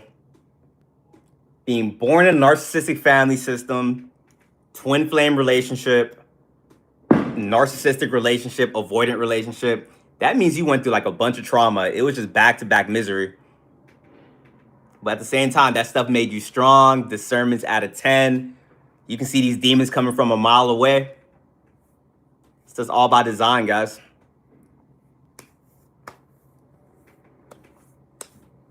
And also be aware of false twin flames. Because just like, it's so much stuff you got to watch out for. Like, this is insane. And it's only like 5% of us that know this. Like, it's like, watch out for this, watch out for that. There's some people out there just dating, just winging it. And that's what we did at a certain point. But us winging it almost took us out. And that's why you guys are in the stream. We're like, yo, we got to figure this stuff out, because we can't date like normal people. We try to date like normal people, that will literally have us like in a fetal position in the corner of the room. Like, why are they doing this to me? You start thinking you're the issue because no one else is going through this stuff. Like, it's you. To a certain point, it is. But at the same time, you guys have a bounty on your heads in the spiritual realm. And these demons are trying to take you out in any way that they can. You escaped your narcissistic family, they're still looking for you. This was only level 1. And you guys are like, level 1? The narcissistic family system? Yeah, I was only level 1. This stuff is like a lot more out there. So beware of the false twin flames, because there's people out there that will just mirror you. People will study you from a distance, try to figure out what you like, dislike. They start saying things to you. You're like, oh, wow. Someone finally thinks like me. This is amazing. A lot of people be pretending. This stuff be witchcraft. And some of you guys don't believe this because you be like thinking to yourself, like, who has the time to do that? That's a lot of pretending. That sounds exhausting. Nah, whining. Nah. No one will do that. Hey, you'll be surprised. Some of these meetings that you have with people, it's like they spend like weeks studying you. We're in the age of social media. That's why I be saying, move in silence. Don't be posting stuff you got going on. And if you're going to be like reposting and like posting a lot, confuse the enemy. Just post like, sometimes just like repost like random stuff to throw them off. And then people come up to you and start saying that random stuff like, oh, that's like a monitoring spirit, or that's a demon. But if you guys are putting your whole lives on social media, if you guys are telling everyone what you got going on, you gotta learn the hard way. It's like a kid that puts their hand on a stove. It's like, I can tell you, I can say this. Some of you guys are gonna be in the chat like, he doesn't know what he's talking. I'm gonna do what I want. Hey, you gotta learn the hard way. If you keep moving like that, you'll be back in this chat a month from now saying everything you said came to pass. But like I said, some of us just got to go through the experiences, because those false twin flames, those warlocks, those narcs, they'll mirror you. They'll give you that fake personality. And then after that, like, honeymoon phase is over, they don't even want to talk about what originally got you. You can be like an awakened soul. You can be spiritual. You can literally have an NPC trying to do this to you. And please don't fall. If you guys fall for an NPC pretending to be awakened, pretending to know the things that you know, you really was ignoring your discernment, because that stuff is like very obvious. They come up starting talking to you like, oh, like we're in a matrix, we're doing this, we're doing that. But you guys be so desperate for connection. As soon as you hear someone say matrix out of your mouth, discernment out the window. That's my soulmate. I love you. This is my twin flame. You gotta find out the hard way. Because why was that all it took for you to stop paying attention? And that's why God be setting you guys up in these situations, because you be saying that you're healed. You be saying discernment out of 10. But sometimes all it takes is a little witchcraft for you to be like, this is my soulmate, twin flame. Remember, guys, people be pretending. They can say these things. Like a radar has to kind of go off in your head. Like, all right, why did they say that? Do I sense anything? Because that same person that's coming up to you is like, oh, we're in a matrix. These narcissistic family, I'm a generational curse breaker. Like, all right, cool. Like, we'll kind of like see it out. Those people, like, they'll try to get you in a relationship very fast because they know that they can't have that mask on for long. And eventually it's going to start slipping. They're going to say something to let you know that they are watching you. A lot of people have you under surveillance, guys. People probably be snitching on themselves. To the people that are advanced, we can catch that stuff from a mile away. Some of you guys be thinking this stuff is a coincidence. If you're spiritual, you understand there's no such thing as a coincidence. If you start thinking like that, you got to start asking yourself, like, all right, why is this person in my path right now? Because if you do get with these people and you do get in that soul tie with said individual, once that honeymoon phase is over, they drop that mask, you're going to try to talk to them about the same things that they talked about you in the beginning. And now they no longer want to talk about it. If anything, they're going to start calling you crazy. And you'd be like, what? I thought you were like me. Nah, they got you. They fooled you. Now they're going to ask you, why do you always have to talk about that? You're like, oh, that's an NPC. They got one over on me.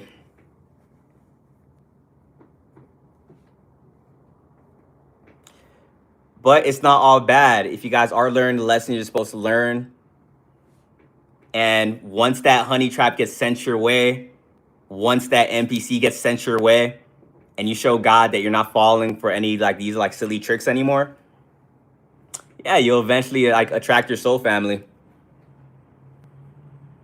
You get to a point where like you'll talk to someone in real life and see that this is a real awakened soul.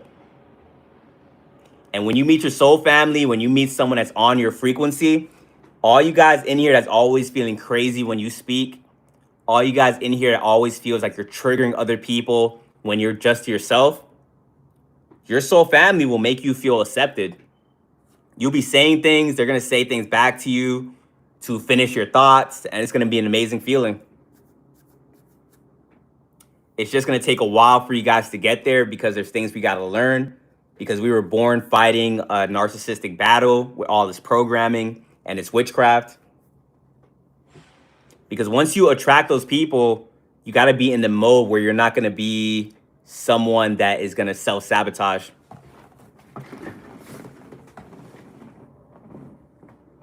And that's probably something that was happening for like some relationships or some friendships. Because we can't say on our end like we're always the perfect one. There are some times when we mess up as well. But the times that we mess up is to show us that we have something to work on. Because you're also able to see that if you don't heal yourself, you're probably going to sabotage some good connections out there.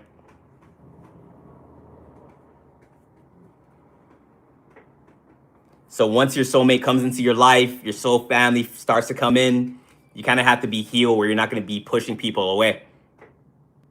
And that comes back to you guys learning how to trust again, forgiving people, not judging individuals.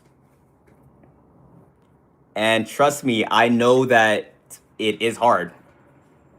And that's why this is not like an overnight thing. You guys just got to make sure you get 1% better every single day. And eventually like, you will be able to get there.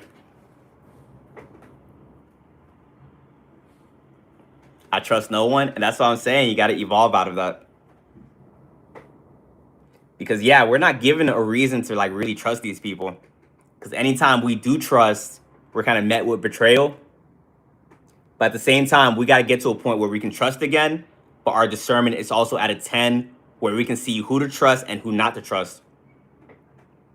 Remember, these demons be telling on themselves. So you got to have trust in yourself as well. But if you don't have trust in yourself, then of course you're going to be scared to like even talk to people because you're going to think to yourself like, am I making the right decision? Am I attracting the right person?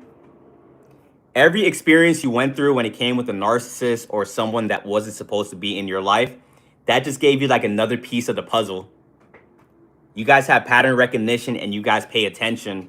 When you guys are feeling something that's off about somebody, it's probably because you went through the same thing in the past. So you go through this stuff enough, you'll finally be able to have like a full puzzle piece where now you'll be able to see these things coming from a mile away. And when you guys get to that level, these narcs will definitely hate you because they be planning on you guys, plotting on you guys, and you guys can be 10 steps ahead of them. And that's how you guys got to move. Even the people that are very manipulative or very sneaky as they think they are. Once you hit a certain level, you'll be able to see these things coming from a mile away. And they'll start shaming you for it too. Like once you're able to like really see it, like you'll be talking to people and you guys are able to be like nonchalant about it and not show people that you see what you see. You're like, oh, that's a demon. Then you probably cut them off or you walk away from them. Now they're going to get mad at you. Now they're going to call you a narc or something and say like, oh, you're a narc, you're doing this. The whole time, all you did was like walk away from them, walk away from these people in a peaceful way. That's another thing that's going to be very hard for a lot of people to believe. But there's some people out there, if you walk away from them peacefully, that just pisses them off. Some people like drama. Some people, like a lot of people, like chaos, toxicity. And that's something a lot of you guys can't understand, because for you guys like love peace. A good day for you guys is like being to yourself, being at your house, reading a book, meditating, going on a walk. That sounds like an amazing time to you. These demons, though, they think that arguing is like the best time in the world. Arguing, making people mad, poking at them to get that reaction. They start giggling and like jumping up and down and stuff like that. So when you have individuals like that out there, you got to like know who you're dealing with. And once you see who they are, disconnect immediately. Because if you don't disconnect, you allow them to attach that cord, and then they can start siphoning you. And then they can start putting the curses on you, the hexes. Narcissists thrive in toxicity. So like once you walk away, you got to understand that you might be dealing with someone that is going to try to ruin your life afterwards. And to some of you guys, it sounds kind of scary. Like, whoa, like what? I just cut them off. That should be it. Hey, you're not the only one going through this stuff. If you guys are going through that situation currently, or have went through something like that, put YNAs in the chat. YNAs to let people know they're not alone. We're just, sorry to say this, but we're just kind of like surrounded with these people. There's not like we have our own area. We're good. We let the narcs be with the narcs. We let the light workers be with the light workers. We got to operate around these people, guys, and that comes with us having to use our discernment to be able to like navigate these situations. And as I talked about in the last stream, if you guys have people out there where you cut them off and they went straight to war with you guys, use that energy for your benefit. Use it to elevate yourself. Like you can take that negative energy, alchemize it to like elevate yourself, like with more money in your career, go to the gym, just something like that. Like all energy is like free energy to be used. But people that are possessed, they're not going to be able to let go of you guys. Especially like if you guys are a light worker, you guys have to put it in perspective that you guys are very rare. You guys don't know how it feels like to talk to you because like you guys just are in your bodies. But think about this, like really use your empathy right now, guys. Like put yourself in the shoes of a demon. Now think about this, like when you're a demon, you wake up, you're depressed, you're angry, you're just mad about, they're always mad about something. Like they always find something to be mad about. Sometimes it could be as simple as like the weather or something. It just like pisses them off. So they're just kind of just walking throughout their day, just pissed off, mad, angry. And then they come around you and you just like, you don't talk like normal person. Like people just say like, hey, how are you doing? You good? You're actually caring about them. A lot of people are pretending out there and a lot of people are faking empathy. You guys actually have real empathy. So when they hear you say, how are you doing? This and that feels amazing to them. That's like a heaven on earth. In that moment where you gave them that energy for a little bit, that depression, them being angry about the weather for some strange reason, I don't know why that's a thing, that goes away for a little bit. And then they're able to start believing in themselves. They go off. They're positive. They start manifesting good within their lives. The only thing is they can't hold on to that energy. So when they go away, that energy only lasts them like, some of them, like as soon as for some of them, you give them the energy and it falls off immediately. Those are like those energy vampires that you really got to stay away from. Those are the people that you give them advice and they're constantly like not wanting to accept it. You're giving them advice, but you're like, well, you know what? That's not it because this, that, this and that. And you guys are like talking in a circle, like for like 30 minutes to an hour. Those energy vampires, they can't even hold on to the energy. It just falls off immediately. And then some of the narcs, they walk away. They have it for like an hour or two. and they go back to that way of thinking. And that's when they have to keep coming back around you guys, coming back around you guys, coming back around you guys. Because if you don't set boundaries with the energy vampire, they start getting addicted to your energy. So like boundaries, guys, this stuff is very important.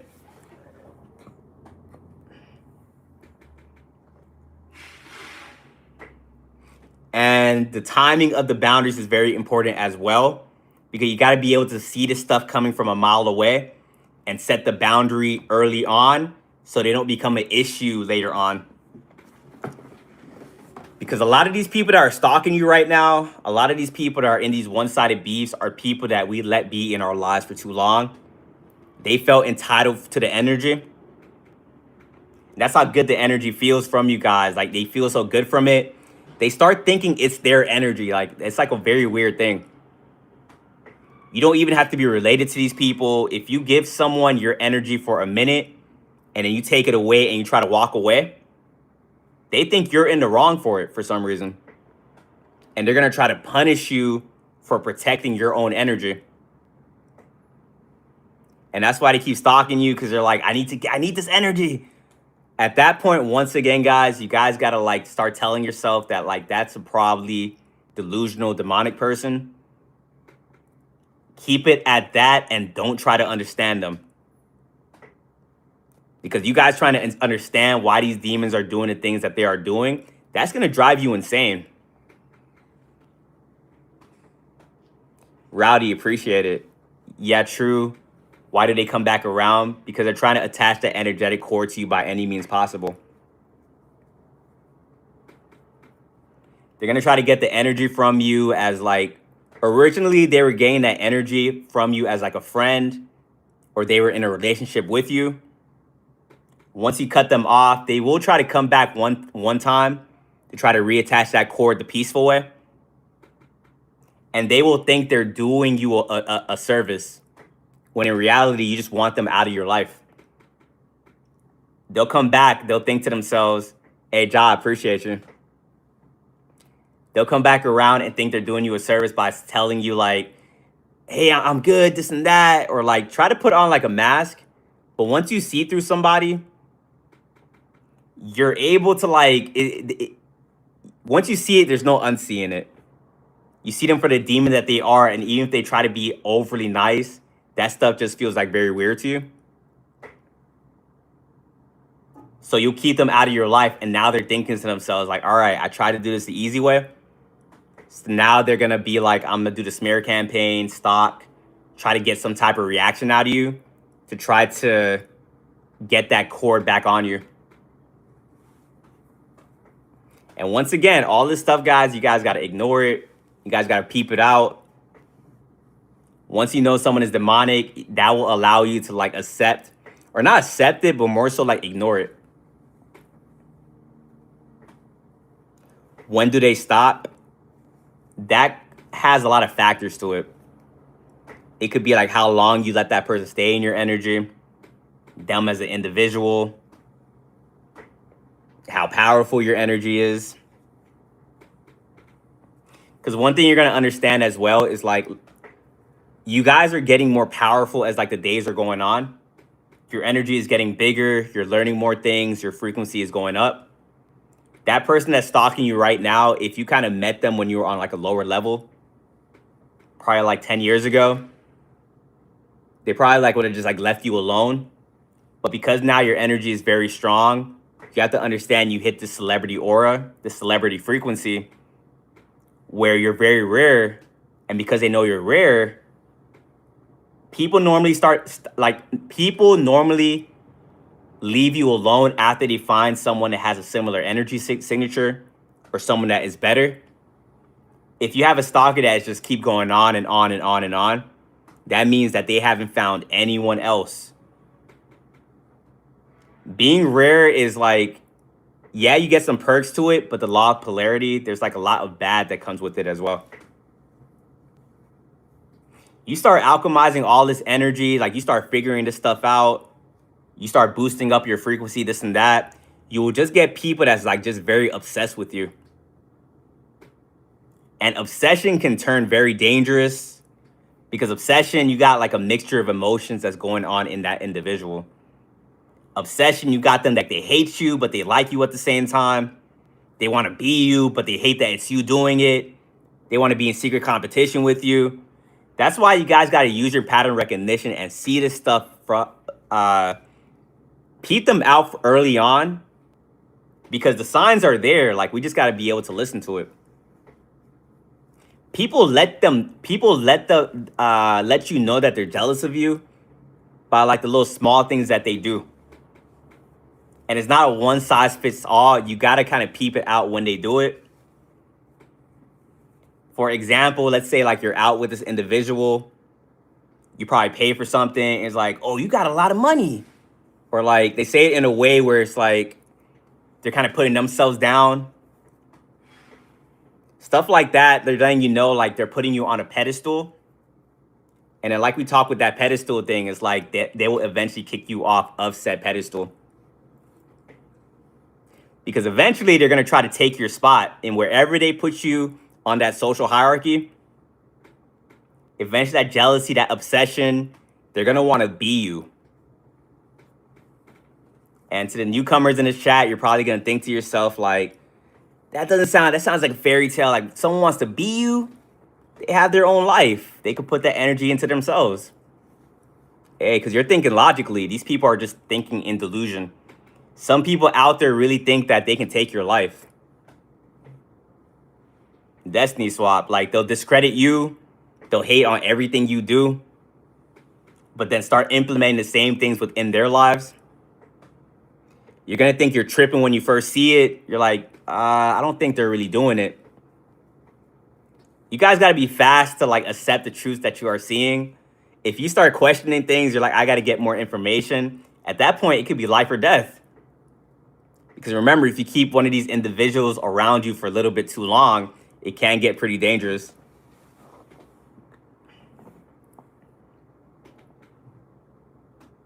Because I'm telling you guys, like, yes, we can read people's minds and like we have discernment, but it's not as like the Hollywood version. If you guys can like truly read what was going on in their mind, you will see what kind of demonic things that they are thinking. While you are thinking ways of like trying to elevate yourself, healthy thoughts, positive thoughts, they're thinking to themselves like, why do they get to get all the attention? They put their focus on other people. You could be thinking you're having a normal conversation with like everybody and everyone was cool. They're thinking to themselves like, why were you able to get all that attention? When in reality, you guys probably hate attention. A lot of us that's on this journey, we love isolation. We love staying to ourselves. If we find ourselves in a situation where we get attention, it's actually very uncomfortable. Because we're super aware, like we know that this attention, there's some bad that's going to come with it. There's probably someone amongst this group that is hating. And then if someone sees that enough, they're eventually going to be like, I'm going to try to humble you in front of these people to show you that you don't know as much as you think you know, that you're not as attractive or like as confident as you think you are. People be planning these humiliation rituals from afar, and you guys got to peep this stuff out. Because some of these people can't even hide it. New levels, new devils, a lot of them can't hide it. Like they'll smile in your face. You can still read through the energy though. Some of them though, they look mad in your face. And that, like, you guys got to see that stuff and be like, oh, that person's demonic. If like you're in the middle of the group, you're talking, or like you say something like good news or something, and they start looking pissed off, you probably don't want to be around that person anymore.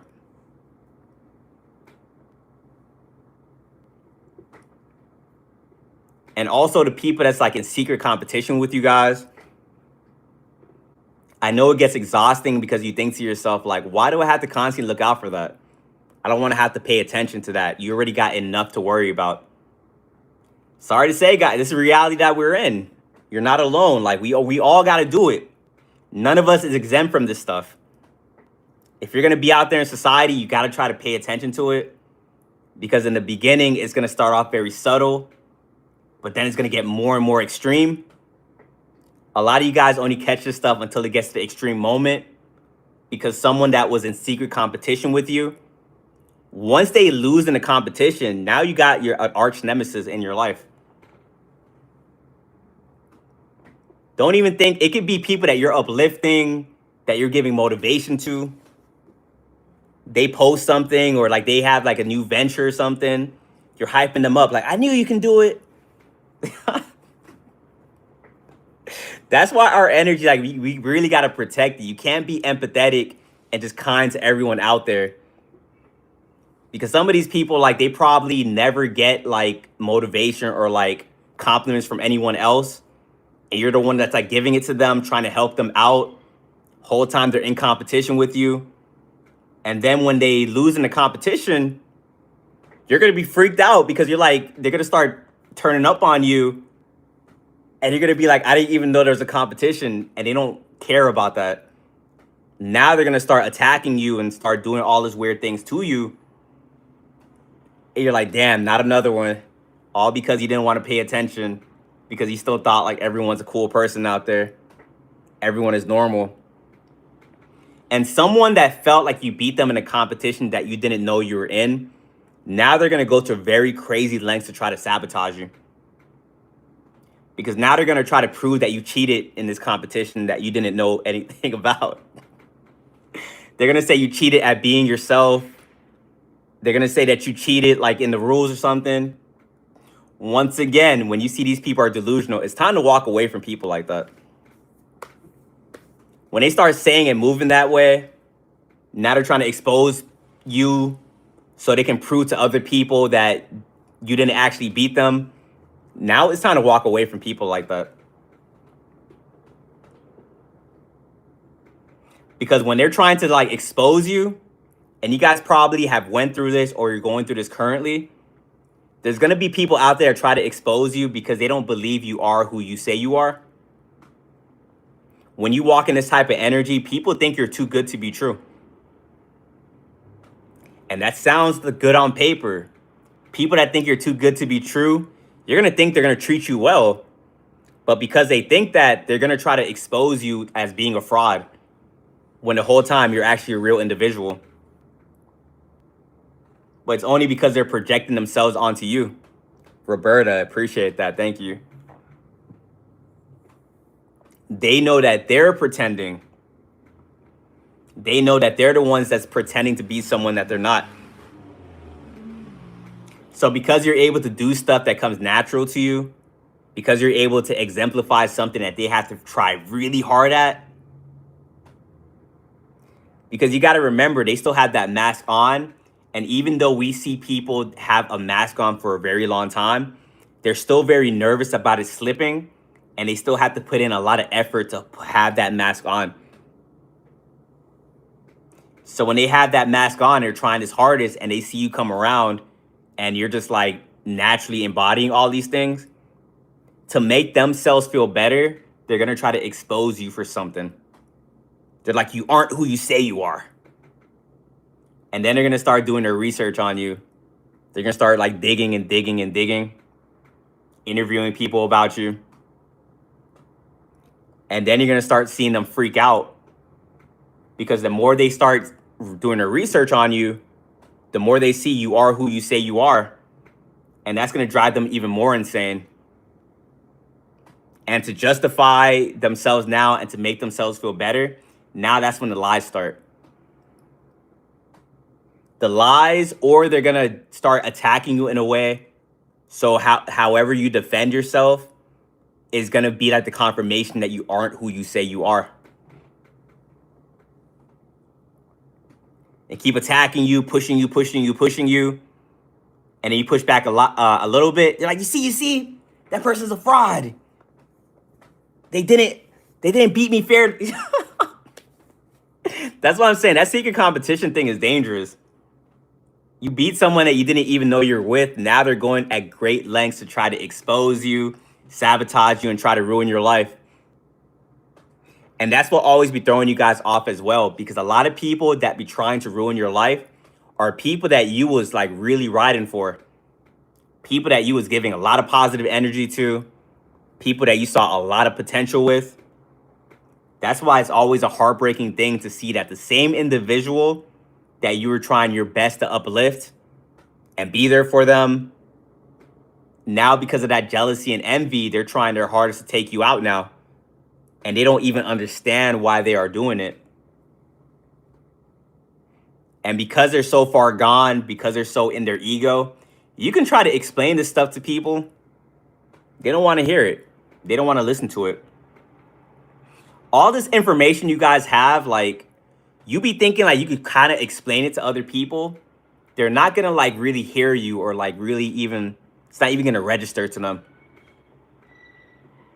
So to you guys that think you're out there, that you can save these demons, that you can bring them back, they have to want to save themselves. Because if you see someone doing this stuff and you sit them down and be like, you're doing this, and you show them this live, you show them those videos, they're not going to want to hear it. If anything, they're going to get even more pissed off at you. And remember, these demons project. So anything you tell them, they're going to, anything in the spiritual warfare that you say will be used against you. Any information you tell them, they'll use it against you and start doing the Darvo tactics on you. And then you start being very confused. You're like, you only hear what you want to hear and be able to use it how you want to use it. That's why some of these demons, you guys can't really enter into a battle with them. We can't be the ones that want revenge. We can't be the ones that are vengeful, this and that. Because as soon as you bring yourself down to their level, they're used to doing the witchcraft. They're used to manipulating. You're going to find yourself in a very bad position. It's best when you don't even play the game. Like that's what will always beat these demons. Because remember too, that secret competition that you beat them in, you only beat them in because you weren't even playing the game. So why now that they're like reacting, now they're pulling you into the game? Just do the same thing you were doing. Just don't react to them. Stay unbothered. Stay calm. Even if you get triggered, like even if they do something that's very weird to you, like it's very left field, don't show them. Don't show any reaction on your face. Go home and react, and then start journaling like, yo, why did I just react to that? Okay, as soon as you react, like I said, these demons take your reaction as like a, it's like your misery is their entertainment. And once again, some people in the chat would be thinking like, why would someone get entertained off of our misery? You're thinking of the mind of an empath. Not everyone on this planet is an empath. Don't project yourselves onto other people. Some people cannot connect with you on an emotional way. You guys are empaths where if like someone cried in front of you, like you can feel like their emotions, this and that. These demons, like people cry in front of them, they can literally start smiling or something. Some demons make it their mission to make other people cry, and that's how they know like mission accomplished. Some of those people that come your way be trying to do that to you guys. You guys probably had someone make you cry and you were thinking to yourself like, did I just see them smile after that? Nah, that's impossible. Why would someone smile when I start crying? This world is like an animal kingdom, guys. There's people out there that they want to test you and stuff like that. Some people see that you're very calm and they want to see how far they can take it. They want to see, are you who you say you are? You think you're very calm? I'm going to try to get you out of character. And that's why when you see stuff like that, you just got to like, just, all right. Just treat them like the kid that they are. Appreciate the heart, man. That's why I can't work 9 to 5s. Like, I had this one job where this girl, like, she didn't believe like I was actually like a calm person. And she kept scheming and trying to make up like these tactics to do, like to see like if I would react or something like that. And the crazy part about it, like for some of these demons, if you don't react to what they're doing, it draws them in more. Like they'll start liking you or something because they truly see that they can't get under your skin. And at that point, you're going to see like some people are like really, truly lost. Sometimes you'll take down a coven or something and now they're looking for like a leader or something. And they'll think you're one of them. because you took down like an evil group, so they're thinking like you're evil yourself. When the whole time you guys are just divinely protected, but they don't want to believe you're divinely protected. Roberta, appreciate it. They get off on your misery and pain, want you to return the same. Exactly. Sometimes you'll take down a coven and they'll come around you looking for a leader, wanting to like start a band with you or something, and you're like, can you please get away from me? Because some of these people will think that you owe them like a group or something because they can't be by themselves. So like when their group breaks apart, they're looking for like that next narc or next like warlock to like lead them. And they be thinking your divine protection is witchcraft when all that happened was their own energy bounced off of you and went back to them. The group is falling apart. Exactly. What's a coven? Can you explain? It's multiple people doing witchcraft that they get together. People that get like in a group chat to like talk about you, to gossip about you, to like change people's intentions of you. That's like a modern day coven. And that's like a surface level coven too. Like if you type in coven here on TikTok, there's witches on here. It's like, we're in a coven, we're doing this. If someone does this to us, we'll put them in a jar, stuff like that. So you can see this stuff online as well. People really do this, you'll be surprised. But there's no honor among thieves. When it comes to covens, they think they're like loyal to each other, but they will turn on each other like a lot, like very easily. When they try to attack you, it doesn't go the way they thought it would go. They end up like turning on each other. You can see it right now. I think the whole witch talk community on TikTok, they're like all fighting. It's like a war going on in the witch talk community. And I'm like, this is stuff I be seeing in real life as well. Like covens try to come against me. The hate keeps them together to come against me. I remove myself from the situation. They're like fighting like in 2 weeks from then. They want to find someone to throw that hateful energy. They are not loyal at all. They flake on each other. Exactly.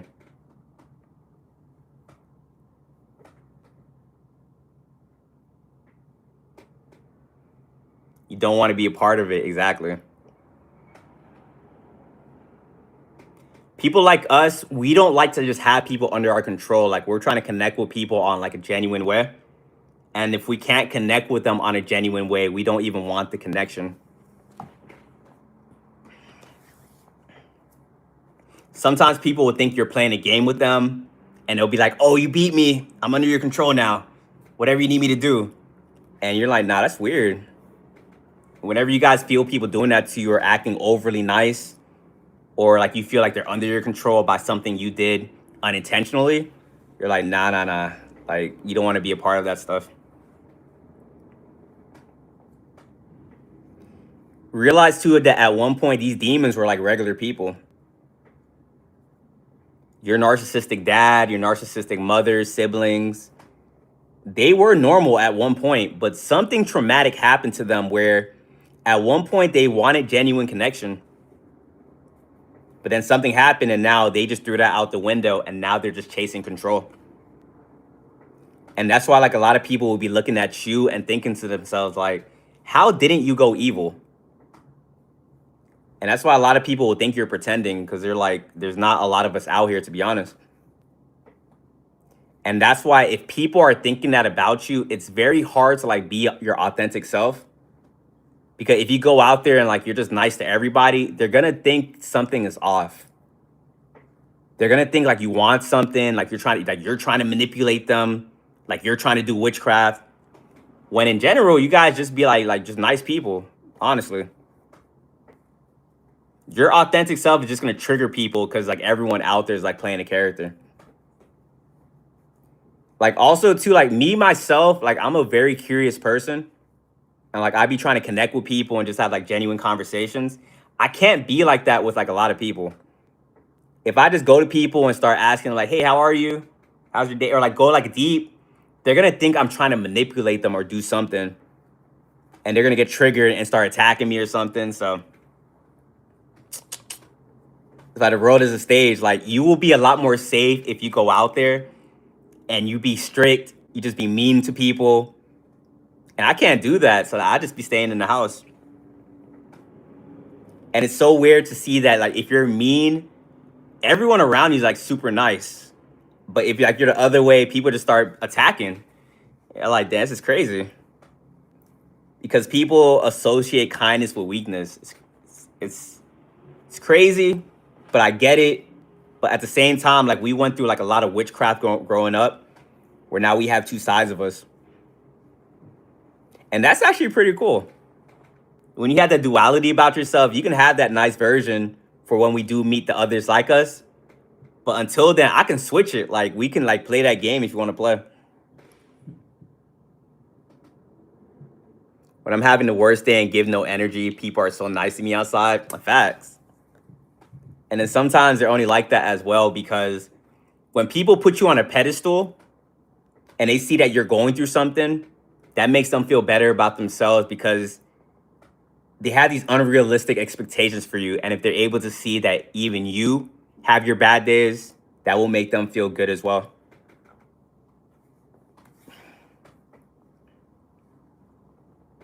I pretend to be depressed because that's what they like. I match energy. I like, what's up, Michelle? What's good with you? The whole like the dimming light thing, if you are in like a system like a 9 to 5, I say do that. But if you're just like, kind of out there and like you have like you're free of like the space that you're in, I don't recommend dimming your light. Dimming your light is so like it's exhausting. Having to pretend like you're something like you're not, like it's just very exhausting. Chilling, I'm pretty good. Witchcraft is just a manipulation of energy. So when you have these narcs and warlocks, when they're manipulating you with all these little different tactics, that's them operating within witchcraft. A lot of witchcraft is going on right now in the dating game. People trying to get people under their control. People trying to get you addicted to them is people doing witchcraft.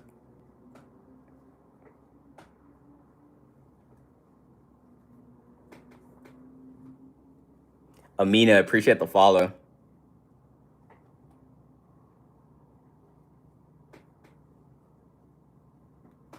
Honey traps, facts.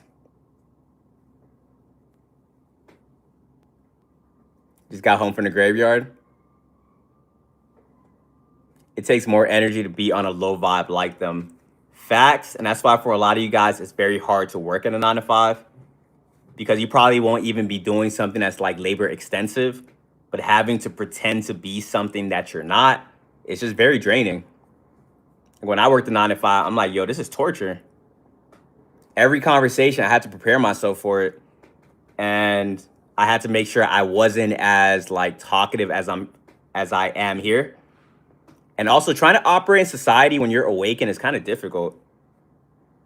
Because just as like people will tell on themselves when they're like revealing their evil traits, I can't pretend to be unawakened for long. I'm gonna say something weird. Like I'm gonna say something that I thought was like common knowledge. And then they're gonna look at me and think like, whoa, that's deep. Like, what are you talking about? And I'm gonna have to be like, all right, gotta retrain myself. Appreciate the heart, man. Every time I'm out there talking to like people in the Matrix, I gotta like think like, is this common knowledge? Don't talk too fast. Make sure you're thinking about what you gotta say. Very exhausting. I'm ready for the planet to be on the 5D. I'm ready to meet you guys out there so I can just start talking not censored. You don't censor anymore, girly pop? I did meet this guy in the Uber. I met a guy in an Uber one time. He just started straight talking awakened souls. I'm like, oh, I want to get to that level one day. I followed him on Instagram. Very cool guy. Just started talking about the Giants, the Book of Enoch. And I was thinking while he was talking, like, yo, this guy does not care. Appreciate the heart, man. It's weird how they just want your energy and attention bad. Yeah, attention is currency. So you guys are people that don't want that attention. You guys already generate the energy within yourself. But when you're a high vibrational person and you give attention to other people, they feel very important.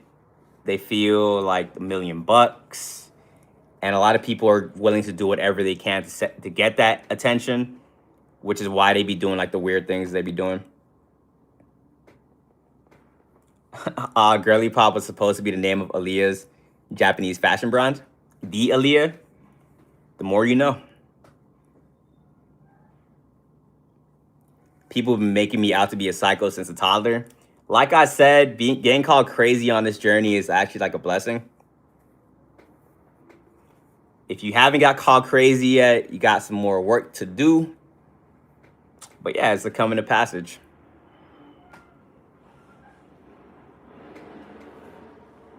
End game.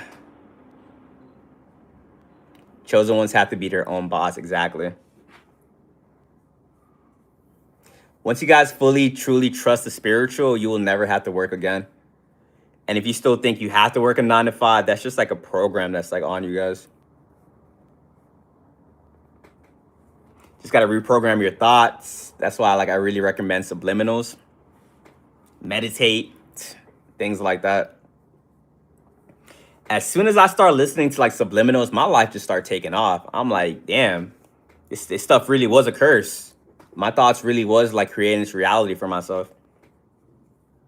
Because it comes full circle, because I was at one point, I was in lives too, asking these same questions. And they would tell me some of this stuff, and I'm like, nah, I don't think that's true.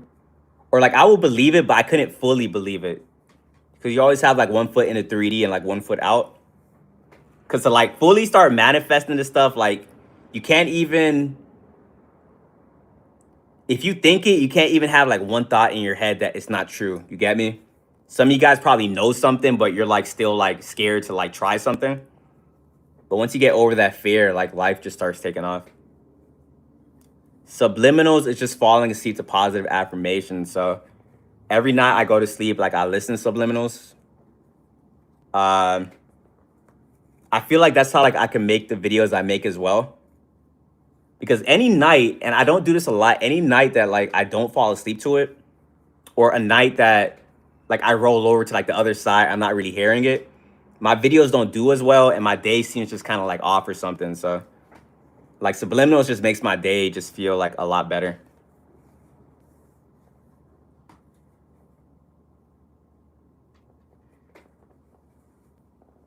Are you a psychic? I'm gonna say I'm tapped into source. The abilities I have, everyone has the ability to tap into it. But this matrix makes people forget or not being able to tap into source. But everyone can choose to do it, but they choose not to.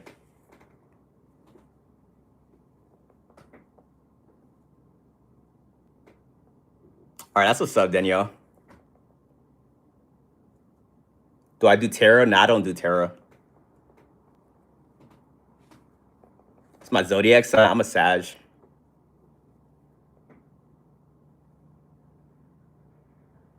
How to pay bills without a 9 to 5? What are you passionate about? Turn your passion into, monetize your passion. Everyone that's in here, what does Jada Originator say? The Chosen One Olympics. If you guys are on this path, you can monetize by just like writing a book on this stuff. That's why I say it a lot. Just write a book. You might think it's hard, but as soon as you start writing that book, you're going to connect with your higher self. It's just going to start flowing. You just got to get over that original hump of starting, and it'll be pretty easy. Hey, Katie, that's fire. That's what I like doing. I like waking up people because I understand too that my videos can give people clarity to things that they were already thinking and influence you guys to do decisions to protect yourselves. That's why I'm saying I don't think I could have done this journey without social media. Like my soul contract, I probably told them like, yo, like digital age. I'm not doing this with no social media.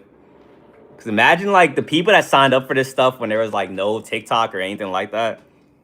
That sounds very hard.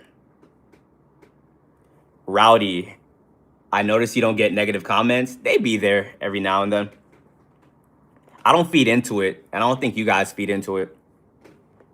When it comes to like trolls and stuff like that, like their dopamine burns out pretty fast. So if you ignore it, the return to sender hits them on the other side of the phone. They get scared and they just kind of like leave. Your energy is massive. I appreciate it. I try not to like hide the things that I do. I'm on SR, which is just like celibacy. And I've been on it for like a year and like a month. And I've noticed like the longer I've been on it, the more magnetizing it's been making me with social media. So if you guys are trying to like get stronger at manifesting, celibacy definitely will help you guys out.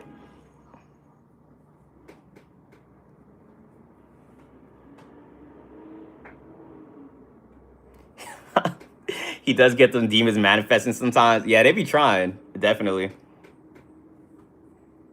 My ignore game is strong though. Like I be seeing them, like I be peeping it sometimes.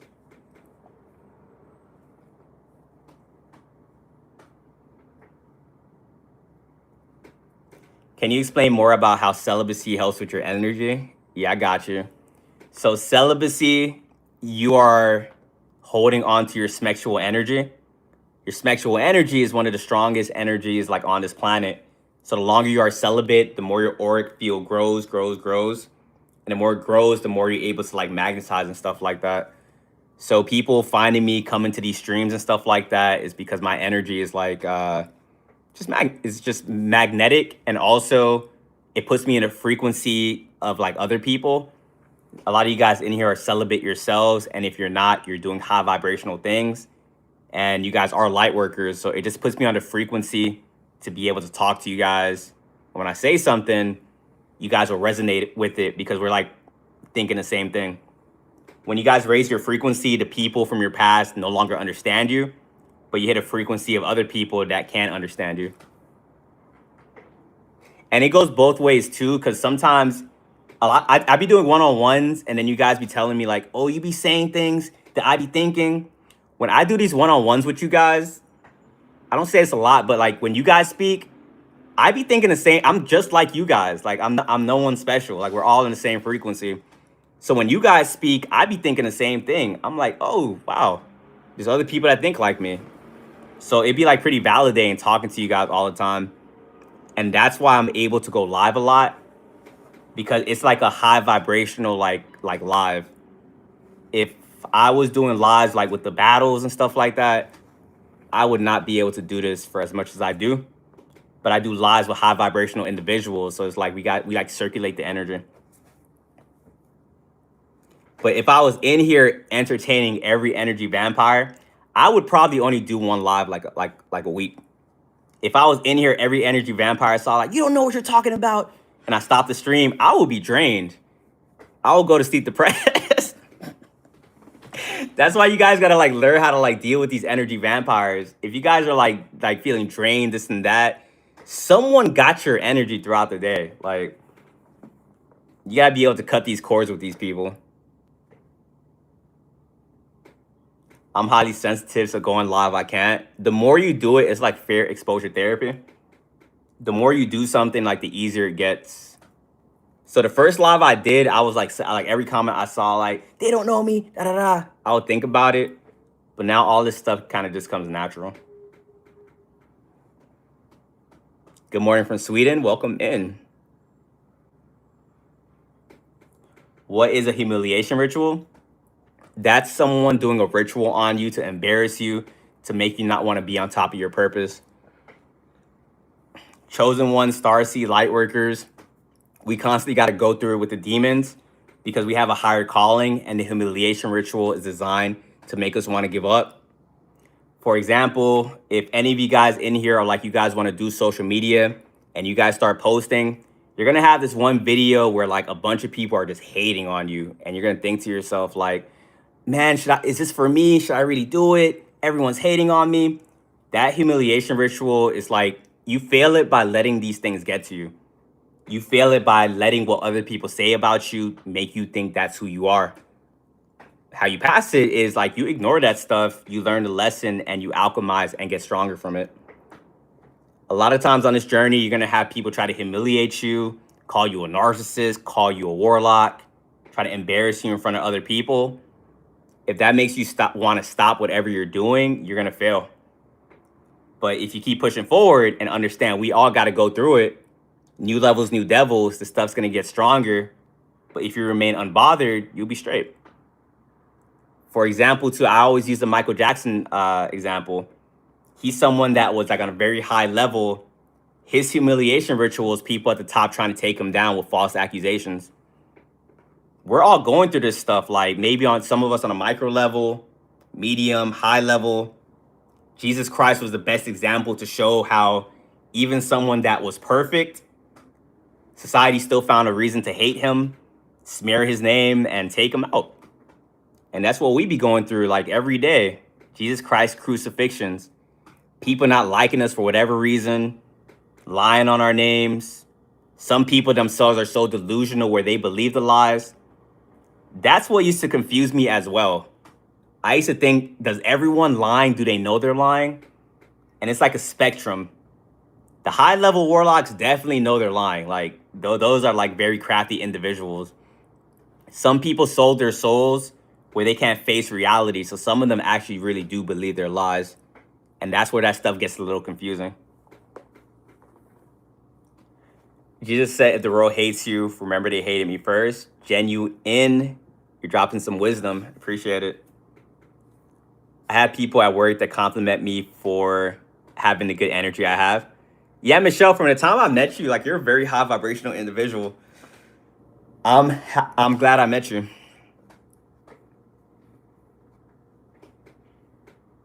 Already been through a big one this year. My demonic damn, it's always the neighbors infiltrated my house last year without my knowing and placed cameras to record me. They saw everything. I'm taking them to court. Hey, at least you're fighting back. That sounds horrible. I'm sorry you went through that. And it sounds like an invasion of privacy. Glad I met you as well.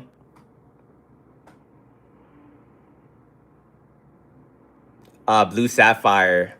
Can't say that out loud, but definitely he did know about that stuff. In our soul contracts, based on like we're all gonna have like different gifts, what you're like passionate about and what you're talented at is what you're gonna use to help in the spiritual warfare. Like Michael Jackson, maybe you have a gift in music.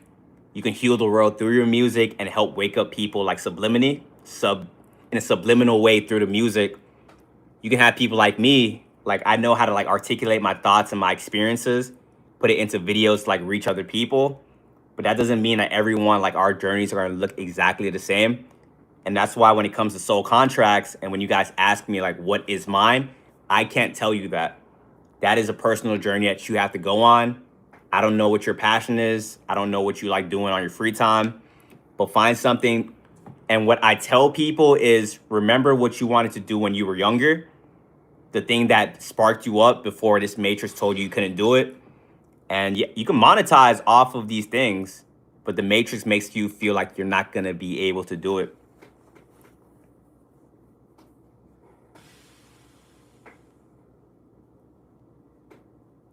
Oh, you're in grade 7 and you're saying no way he did that when you were younger. And that's amazing. Being able to see through these smear campaigns, especially when it's done by the elites, sometimes it's hard to see through it because it's like a witchcraft spell that smear campaign is. And the more people that believe it, it's like the more energy that's feeding into it. And it's harder for the masses to see through it, is like what I'm noticing. And when people are under a witchcraft spell and you try to go against it, there are people, and I was doing some research on this because a large percentage of the world is on Michael Jackson's side. And I was thinking to myself, like, someone that was that high, I know for a fact it wasn't like that when he was alive.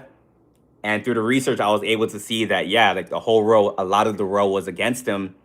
And around that time, if you opened up and said he didn't do it, you will have other people attack you because of that spell that was like on other people. When a large percentage of the world is believing something, it's a danger to be the one person to say it's not like that. And that's why some people don't feel comfortable defending people. And knowing that can give you guys empathy to let you know that that's why people don't defend you a lot in your situations. Because you guys will naturally have a lot of people to try to group up to take you down. Some people see what you're going through and they know that it's not right. Even in these family systems, like your family, like you might have the mom watch the dad be just tripping out, but the mom knows if she says something, then the dad's gonna be on her. So they're like, yo, I want to defend you, but look, I can't do it. Now, that doesn't mean that you need to keep those people in your circle, because you do deserve loyalty as well. But as the path that we walk on, it's very hard to find loyalty out of other people. People will get manipulated to go against you because they don't want to feel alone. They don't want to be a target. And that's why you guys got to fend for yourself. You're like, all right, let's get it. But at least you guys have went through the trials and tribulations to become strong to even do this. Because imagine if like any of your friends like went through what you were going through. They will fold immediately. Everyone's going against me. They'll be freaking out. To you, this is just another Tuesday. You're like, all right, let's get it. This is my smear campaign. All right, we're going to pass this and do this. Other people can't go through that because like they haven't been getting molded like since they were young and stuff like that. How long have I been on this journey? Like awakened, 3 years. 3.5. I awakened in January 2023. Chapo, let's get it. You get to a point in spiritual warfare, like this stuff is just like, we normalize this stuff. Other people start getting attacked. They're like, why are they hit? We're like, hey, it's those demons. They acting up. Now, if this was me like 5 years ago, yeah, I'll still be freaking out. I'm like, it took me a long time to like really be like, yo, this isn't normal. I just thought like I was just an unlucky one and just getting targeted for like no reason. Just another Tuesday. Exactly. We're just a really small gang. Yo, we need more people down here. I don't want to like say what's going on up there, but they got to send down more soldiers. I still haven't met one of us in real life. If it wasn't for social media, I would still probably think I was crazy. That's why sometimes too, and this is like a joke I make, like I be thinking like I probably got tricked to sign that soul contract. They're probably saying like, oh yeah, it's gonna be light versus dark. There's gonna be like 70 of you guys, and there's gonna be like 80 of the demons. I'm like, oh, that's not that bad. 70, 80? It's cool. Get down here, it's like 5 of us. 5 of us, but like 2 of you guys like haven't awakened yet. So it's like really just 3 of us waiting for the 2 to awaken versus like 70, 80 demons. I'm like, all right. I'm in LA. The other 2, like one's in like all the way like in Jamaica or something. Other one's in Switzerland. We're like, hey, we got this. Let's get it. That's what I'm thinking sometimes. They probably tricked us or something. But then I go back in spiritual side. Go back to like the mature spiritual. It's like, nah, we're just all spread out. We got to help the vibration. Anthony, I appreciate it. Ooh, San Francisco, another belly of the beast.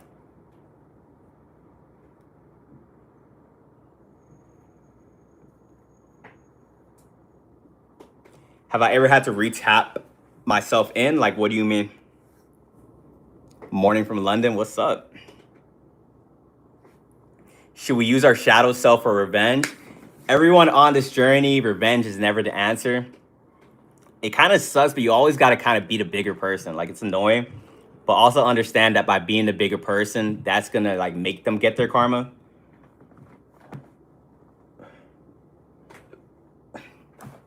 And I'm not saying that like, oh, they're going to get their karma as in that's what we want to happen. That's just how it is.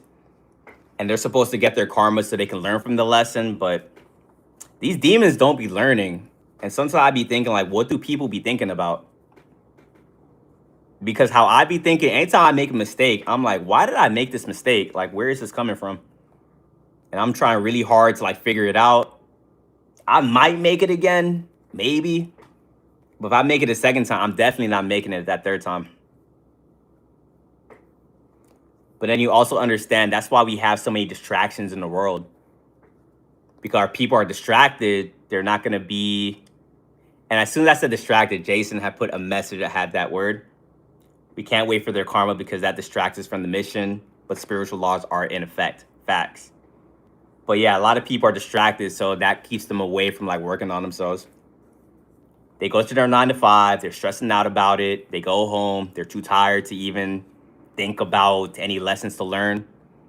So they watch TV, go to sleep, wake up, repeat the cycle. That's why like I understand why like, a lot of people are still asleep. They kind of find like a losing battle. And me, myself, I probably still would have been asleep too if I didn't go through something very, very traumatic. Because a lot of people woke up in 2020. I didn't wake up around that time. I was still naive. I didn't have any trauma. People were talking about this stuff. I'm like, you guys are crazy. That narcissistic relationship, that definitely woke me up. It's my bad, guys. I was a little late to the party, but I'm here now. I'm trying to make up for lost time. I'm trying to wake up those other 2 people that are still asleep so the 5 of us can fight these 150 demons. I don't know why I woke up. This we're outnumbered severely. Hey, but we got this. We got this. Divinely protected, y'all. Divinely protected. You're not late. Here from New York City. Welcome in.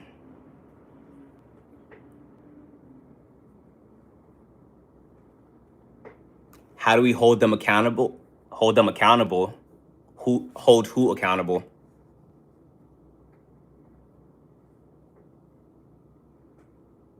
You woke up in 2018. Did he cut off everyone because of it?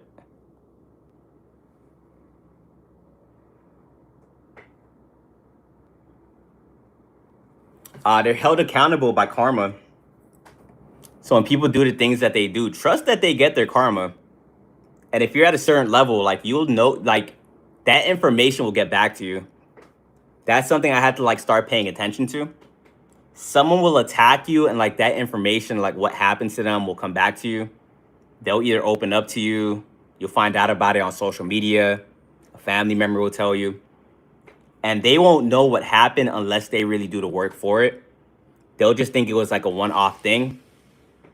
But sometimes, even if they don't know that by attacking you, they got their karma for it, subconsciously, sometimes it makes them stay away from you.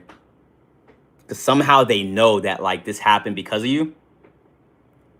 Some people, they don't care. Some of you guys have some people out there that's like very obsessed with you.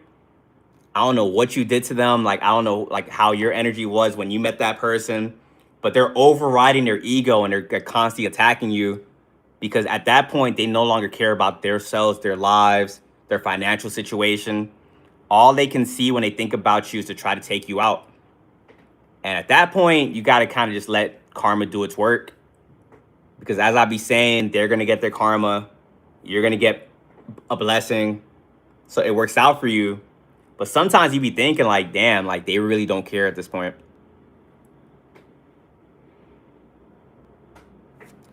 What do you do when everybody you know is moving funny? Hey, everyone in the chat, read my mind. I think you know what I'm going to say to that. What do you do when everybody you know is moving funny? What do I be saying, guys? Should we keep these people in our lives? You're acting weird. Let me explain myself. Let me try to figure out why they're moving weird. Ignore it. Get away. Remove. Cut it off. Walk out. I love this chat. I love this. Every single message was just a banger. Banger. Cut them off. Run. Go silent. Fast. Hey, you guys know. But yeah, if everyone's being weird, I'm not dealing with that. Life is already hard as it is. Look at all the stuff that we got to go through. Not even just with demons, like just life in general is a very hard thing to go through. So why would I want weird people like making my life even more stressful? You start being weird, you're not communicating, got to get you out of here. But also too, you're being weird, I'm about to have a blessing. That's how I be looking at it. Rebuild 3 times from narcs. Isn't that crazy how like being around a narc can really make your life go downhill? You'll have this information too. You'll know about destiny swapping, energy siphoning. and you'll know that your life went this way because this narc was in your life. But you won't be able to say it to that narc, which is like the crazy part. They will drain you and make you hit rock bottom and blame you for it, and which will add on to the depression. So you literally got to disconnect, get your energy back, and just keep it pushing. But the fact that you did that 3 times shows how strong you are. You'll know true pain when you're at your rock bottom and you're looking at the narc like, damn, like, not even try to put blame on them, but like trying to figure out what happened. They'll look at you, smirk, and then leave you to figure it out. That's going to leave you very depressed. Because you had them under illusion. So you didn't see them as a narc. You saw them as like an angel that was in your life. Even though they were stressing you out, you thought this was like the best person in your life. They literally left you for dead. Like left you to like leave planet Earth. And that's why when you come back, that's an amazing feeling. If you guys are in this chat, you know exactly what I'm talking about. You hit rock bottom, make a comeback when people thought you were done. That'd be feeling like a real movie scene. Underdog, Rocky, you come back, not easy. You had to like do some learning, figure your situation out. But when you came back, people thought they were seeing a ghost. And then people be feeling guilty. They can't even look you in the eye anymore. They be thinking you forgot. You didn't forget nothing. It was that exact memory that brought you back. Like, you were thinking about that stuff every single day. Like, I'm going to show you. At first, it started with the desire of, like, chasing external validation. But the beautiful part is, as you were chasing it, you start doing it for yourself, which is even more icing on the cake. Because now you no longer care about their opinion, and they hate that even more. That's why life really be feeling like a movie, guys. And that rock bottom, you gotta like have that song for yourself, like Eye of the Tiger, some type of Rocky song. Because yes, it's gonna hurt in the beginning. That rock bottom is not an overnight experience to get yourself out of. But when you know you're protected, you know you're about to have like a way better reality in the next 6 months if you lock in. And also when these things happen to you, it gives you like a boost. Like a switch turns on in your brain and you start operating at a whole different level. And that's why people won't even recognize you anymore. They're like, how are you doing this? And the old me is gone. This is like, I don't know where this version came from, but you guys pushed me to this point. Lock in and climb, exactly. I came out like DMX. I wish my life would change. I keep trying. Hey, everyone send witness kin in the chat. Everyone say witness. You got this. Trust me, you can do it. You really just got to believe in yourself, reprogram your thoughts, get away from negative people. And I thought like that at one point. But once you fully lock in, you'll be surprised of what you can do. That's why I love this chat. You guys are amazing. And remember, we're all in this together. So whatever situation you're going through, just know like there's someone else out there that's going through that.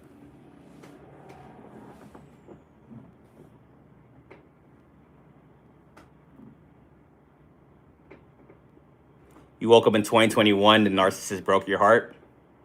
It's kind of crazy how the narcs, the demons, they try to make us forget who we are, but accidentally be waking us up.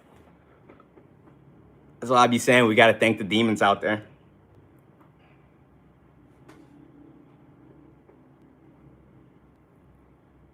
Being in a low vibe environment doesn't help.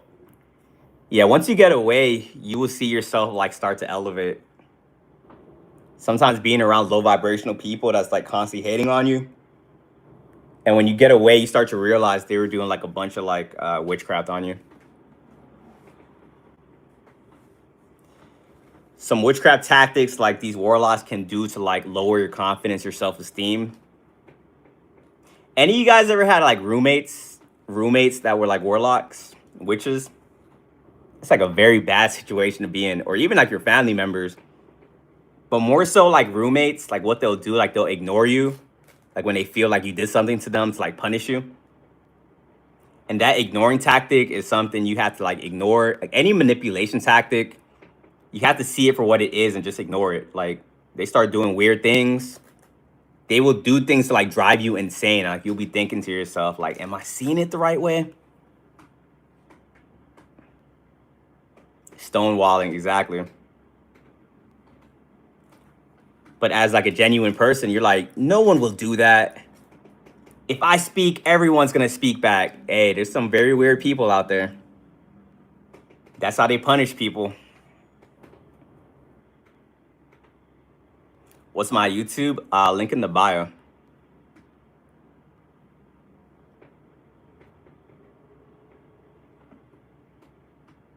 She was a witch, but said I was crazy for claiming it. You can't confront these people. I learned that a long time ago. I've only like when I awakened, I've only confronted like 2 people. Like I only confronted like 1 narcissist and 1 G stalker. Both times went horrible, and I got gaslit both times. I started understanding you can't really explain this stuff to other people, and you can't really confront people. Because think about it, like what do we really expect is gonna happen? You're gonna go up to a witch, a narcissist, a G stalker, and be like, "Hey, I think you're a narcissist."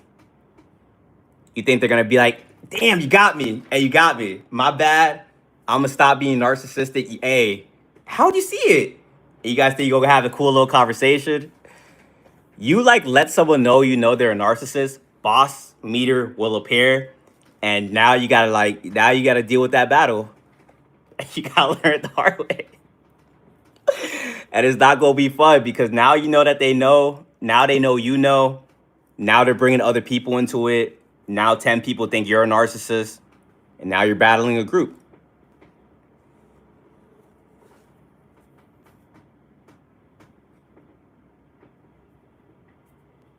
Hey, witness, you got this. There's definitely good people out there. Yeah, you got different types of people that will do different type of things. There are the ones that will get worse. Sometimes you can try to explain that you see someone doing a certain behavior, and you will think that you guys had a cool conversation. You would think that was productive. You would think to yourself, like, I was a little nervous having that conversation, but I'm glad I had it. They're probably gonna change. Wrong. Now they're gonna double down.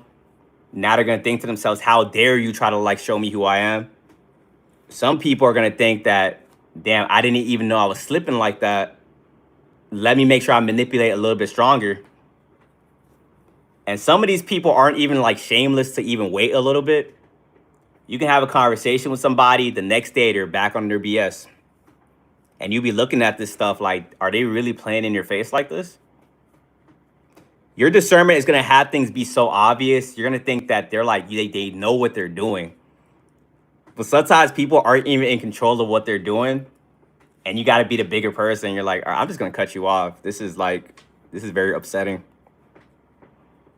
All right, Starfire, catch you next time. Yeah, they do be knowing sometimes. They want to poke the bear. It's like more like a little manipulation tactics to drive you insane. And they want you to like blow up and do something very toxic. This reality is so weird. You have to kind of just be nonchalant. Like you have to kind of just see things. And you just have to like look the other way. It's like, it's a weird way you gotta kind of move out there. If you're out there reacting to everything, you're gonna have a bad time.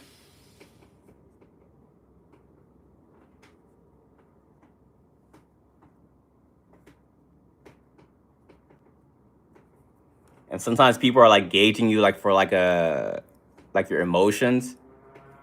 They're really kind of just like looking at you to see like, all right, did you twitch a little bit? Are you insecure about that? Whatever you say, whatever reaction you give can be used against you. And you guys be seeing this happen in friendships. Like when you guys stop being friends, now they're just throwing back all this like old stuff that you don't even remember telling this person. And you be thinking to yourself like, man, how do you still remember that? Like you were really paying attention.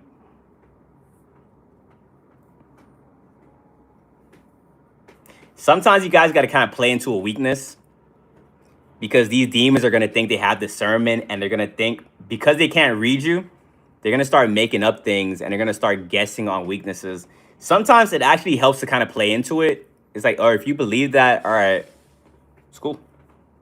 and then they'll like throw it in your face when they think it's gonna like do the humiliation ritual, just to find out that like, oh, their research was wrong. Sometimes they'll get like false information from somebody else, or like you'll tell them something and that was already something you healed from, or something you were working on, you healed, and now they throw it in your face, and now you're just looking at them like you thought.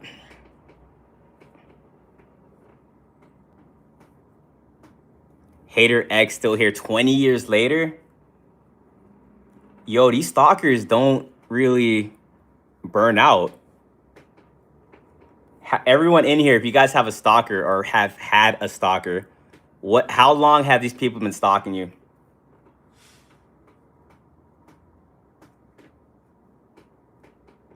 These people do not be giving up. These people got a mission. 2 years, years. What's up, M? For me, 6 years, 8 months, 7 years, 5.5, 10 years. Damn. 30 years. It's crazy. I have this one stalker. He's been stalking me for like 3 years. This past January, he said his New Year's resolution was to stop stalking me. I was like, oh, cool. And somewhere along like April or something, he just gave up and was like, it's been happening again. So I'm like, damn, all right. Maybe next year. I'll be going through a lot of crazy things, guys. 1,000 years.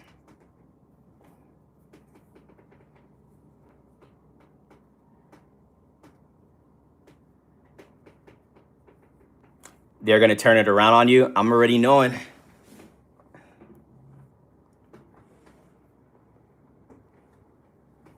Maybe next year is crazy.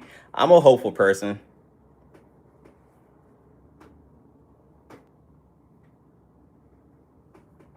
He even told me from the fake page.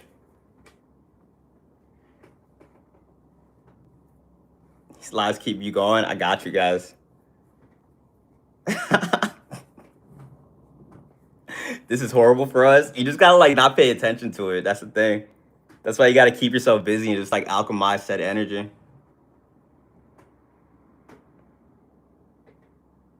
can really have the occult and Mason stalkers.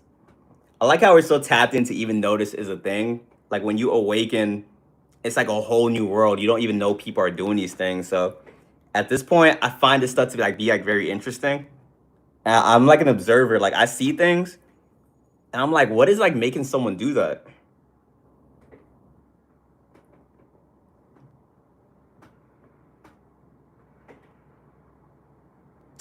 Hey, but I'm gonna get out of here, guys. Thank you guys for popping out on the stream.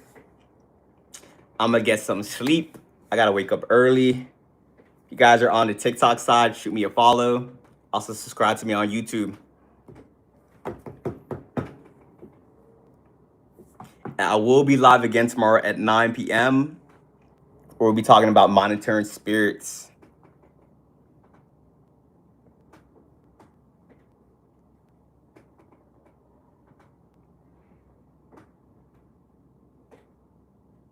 Yeah, I appreciate you guys. But I'm gonna catch you tomorrow.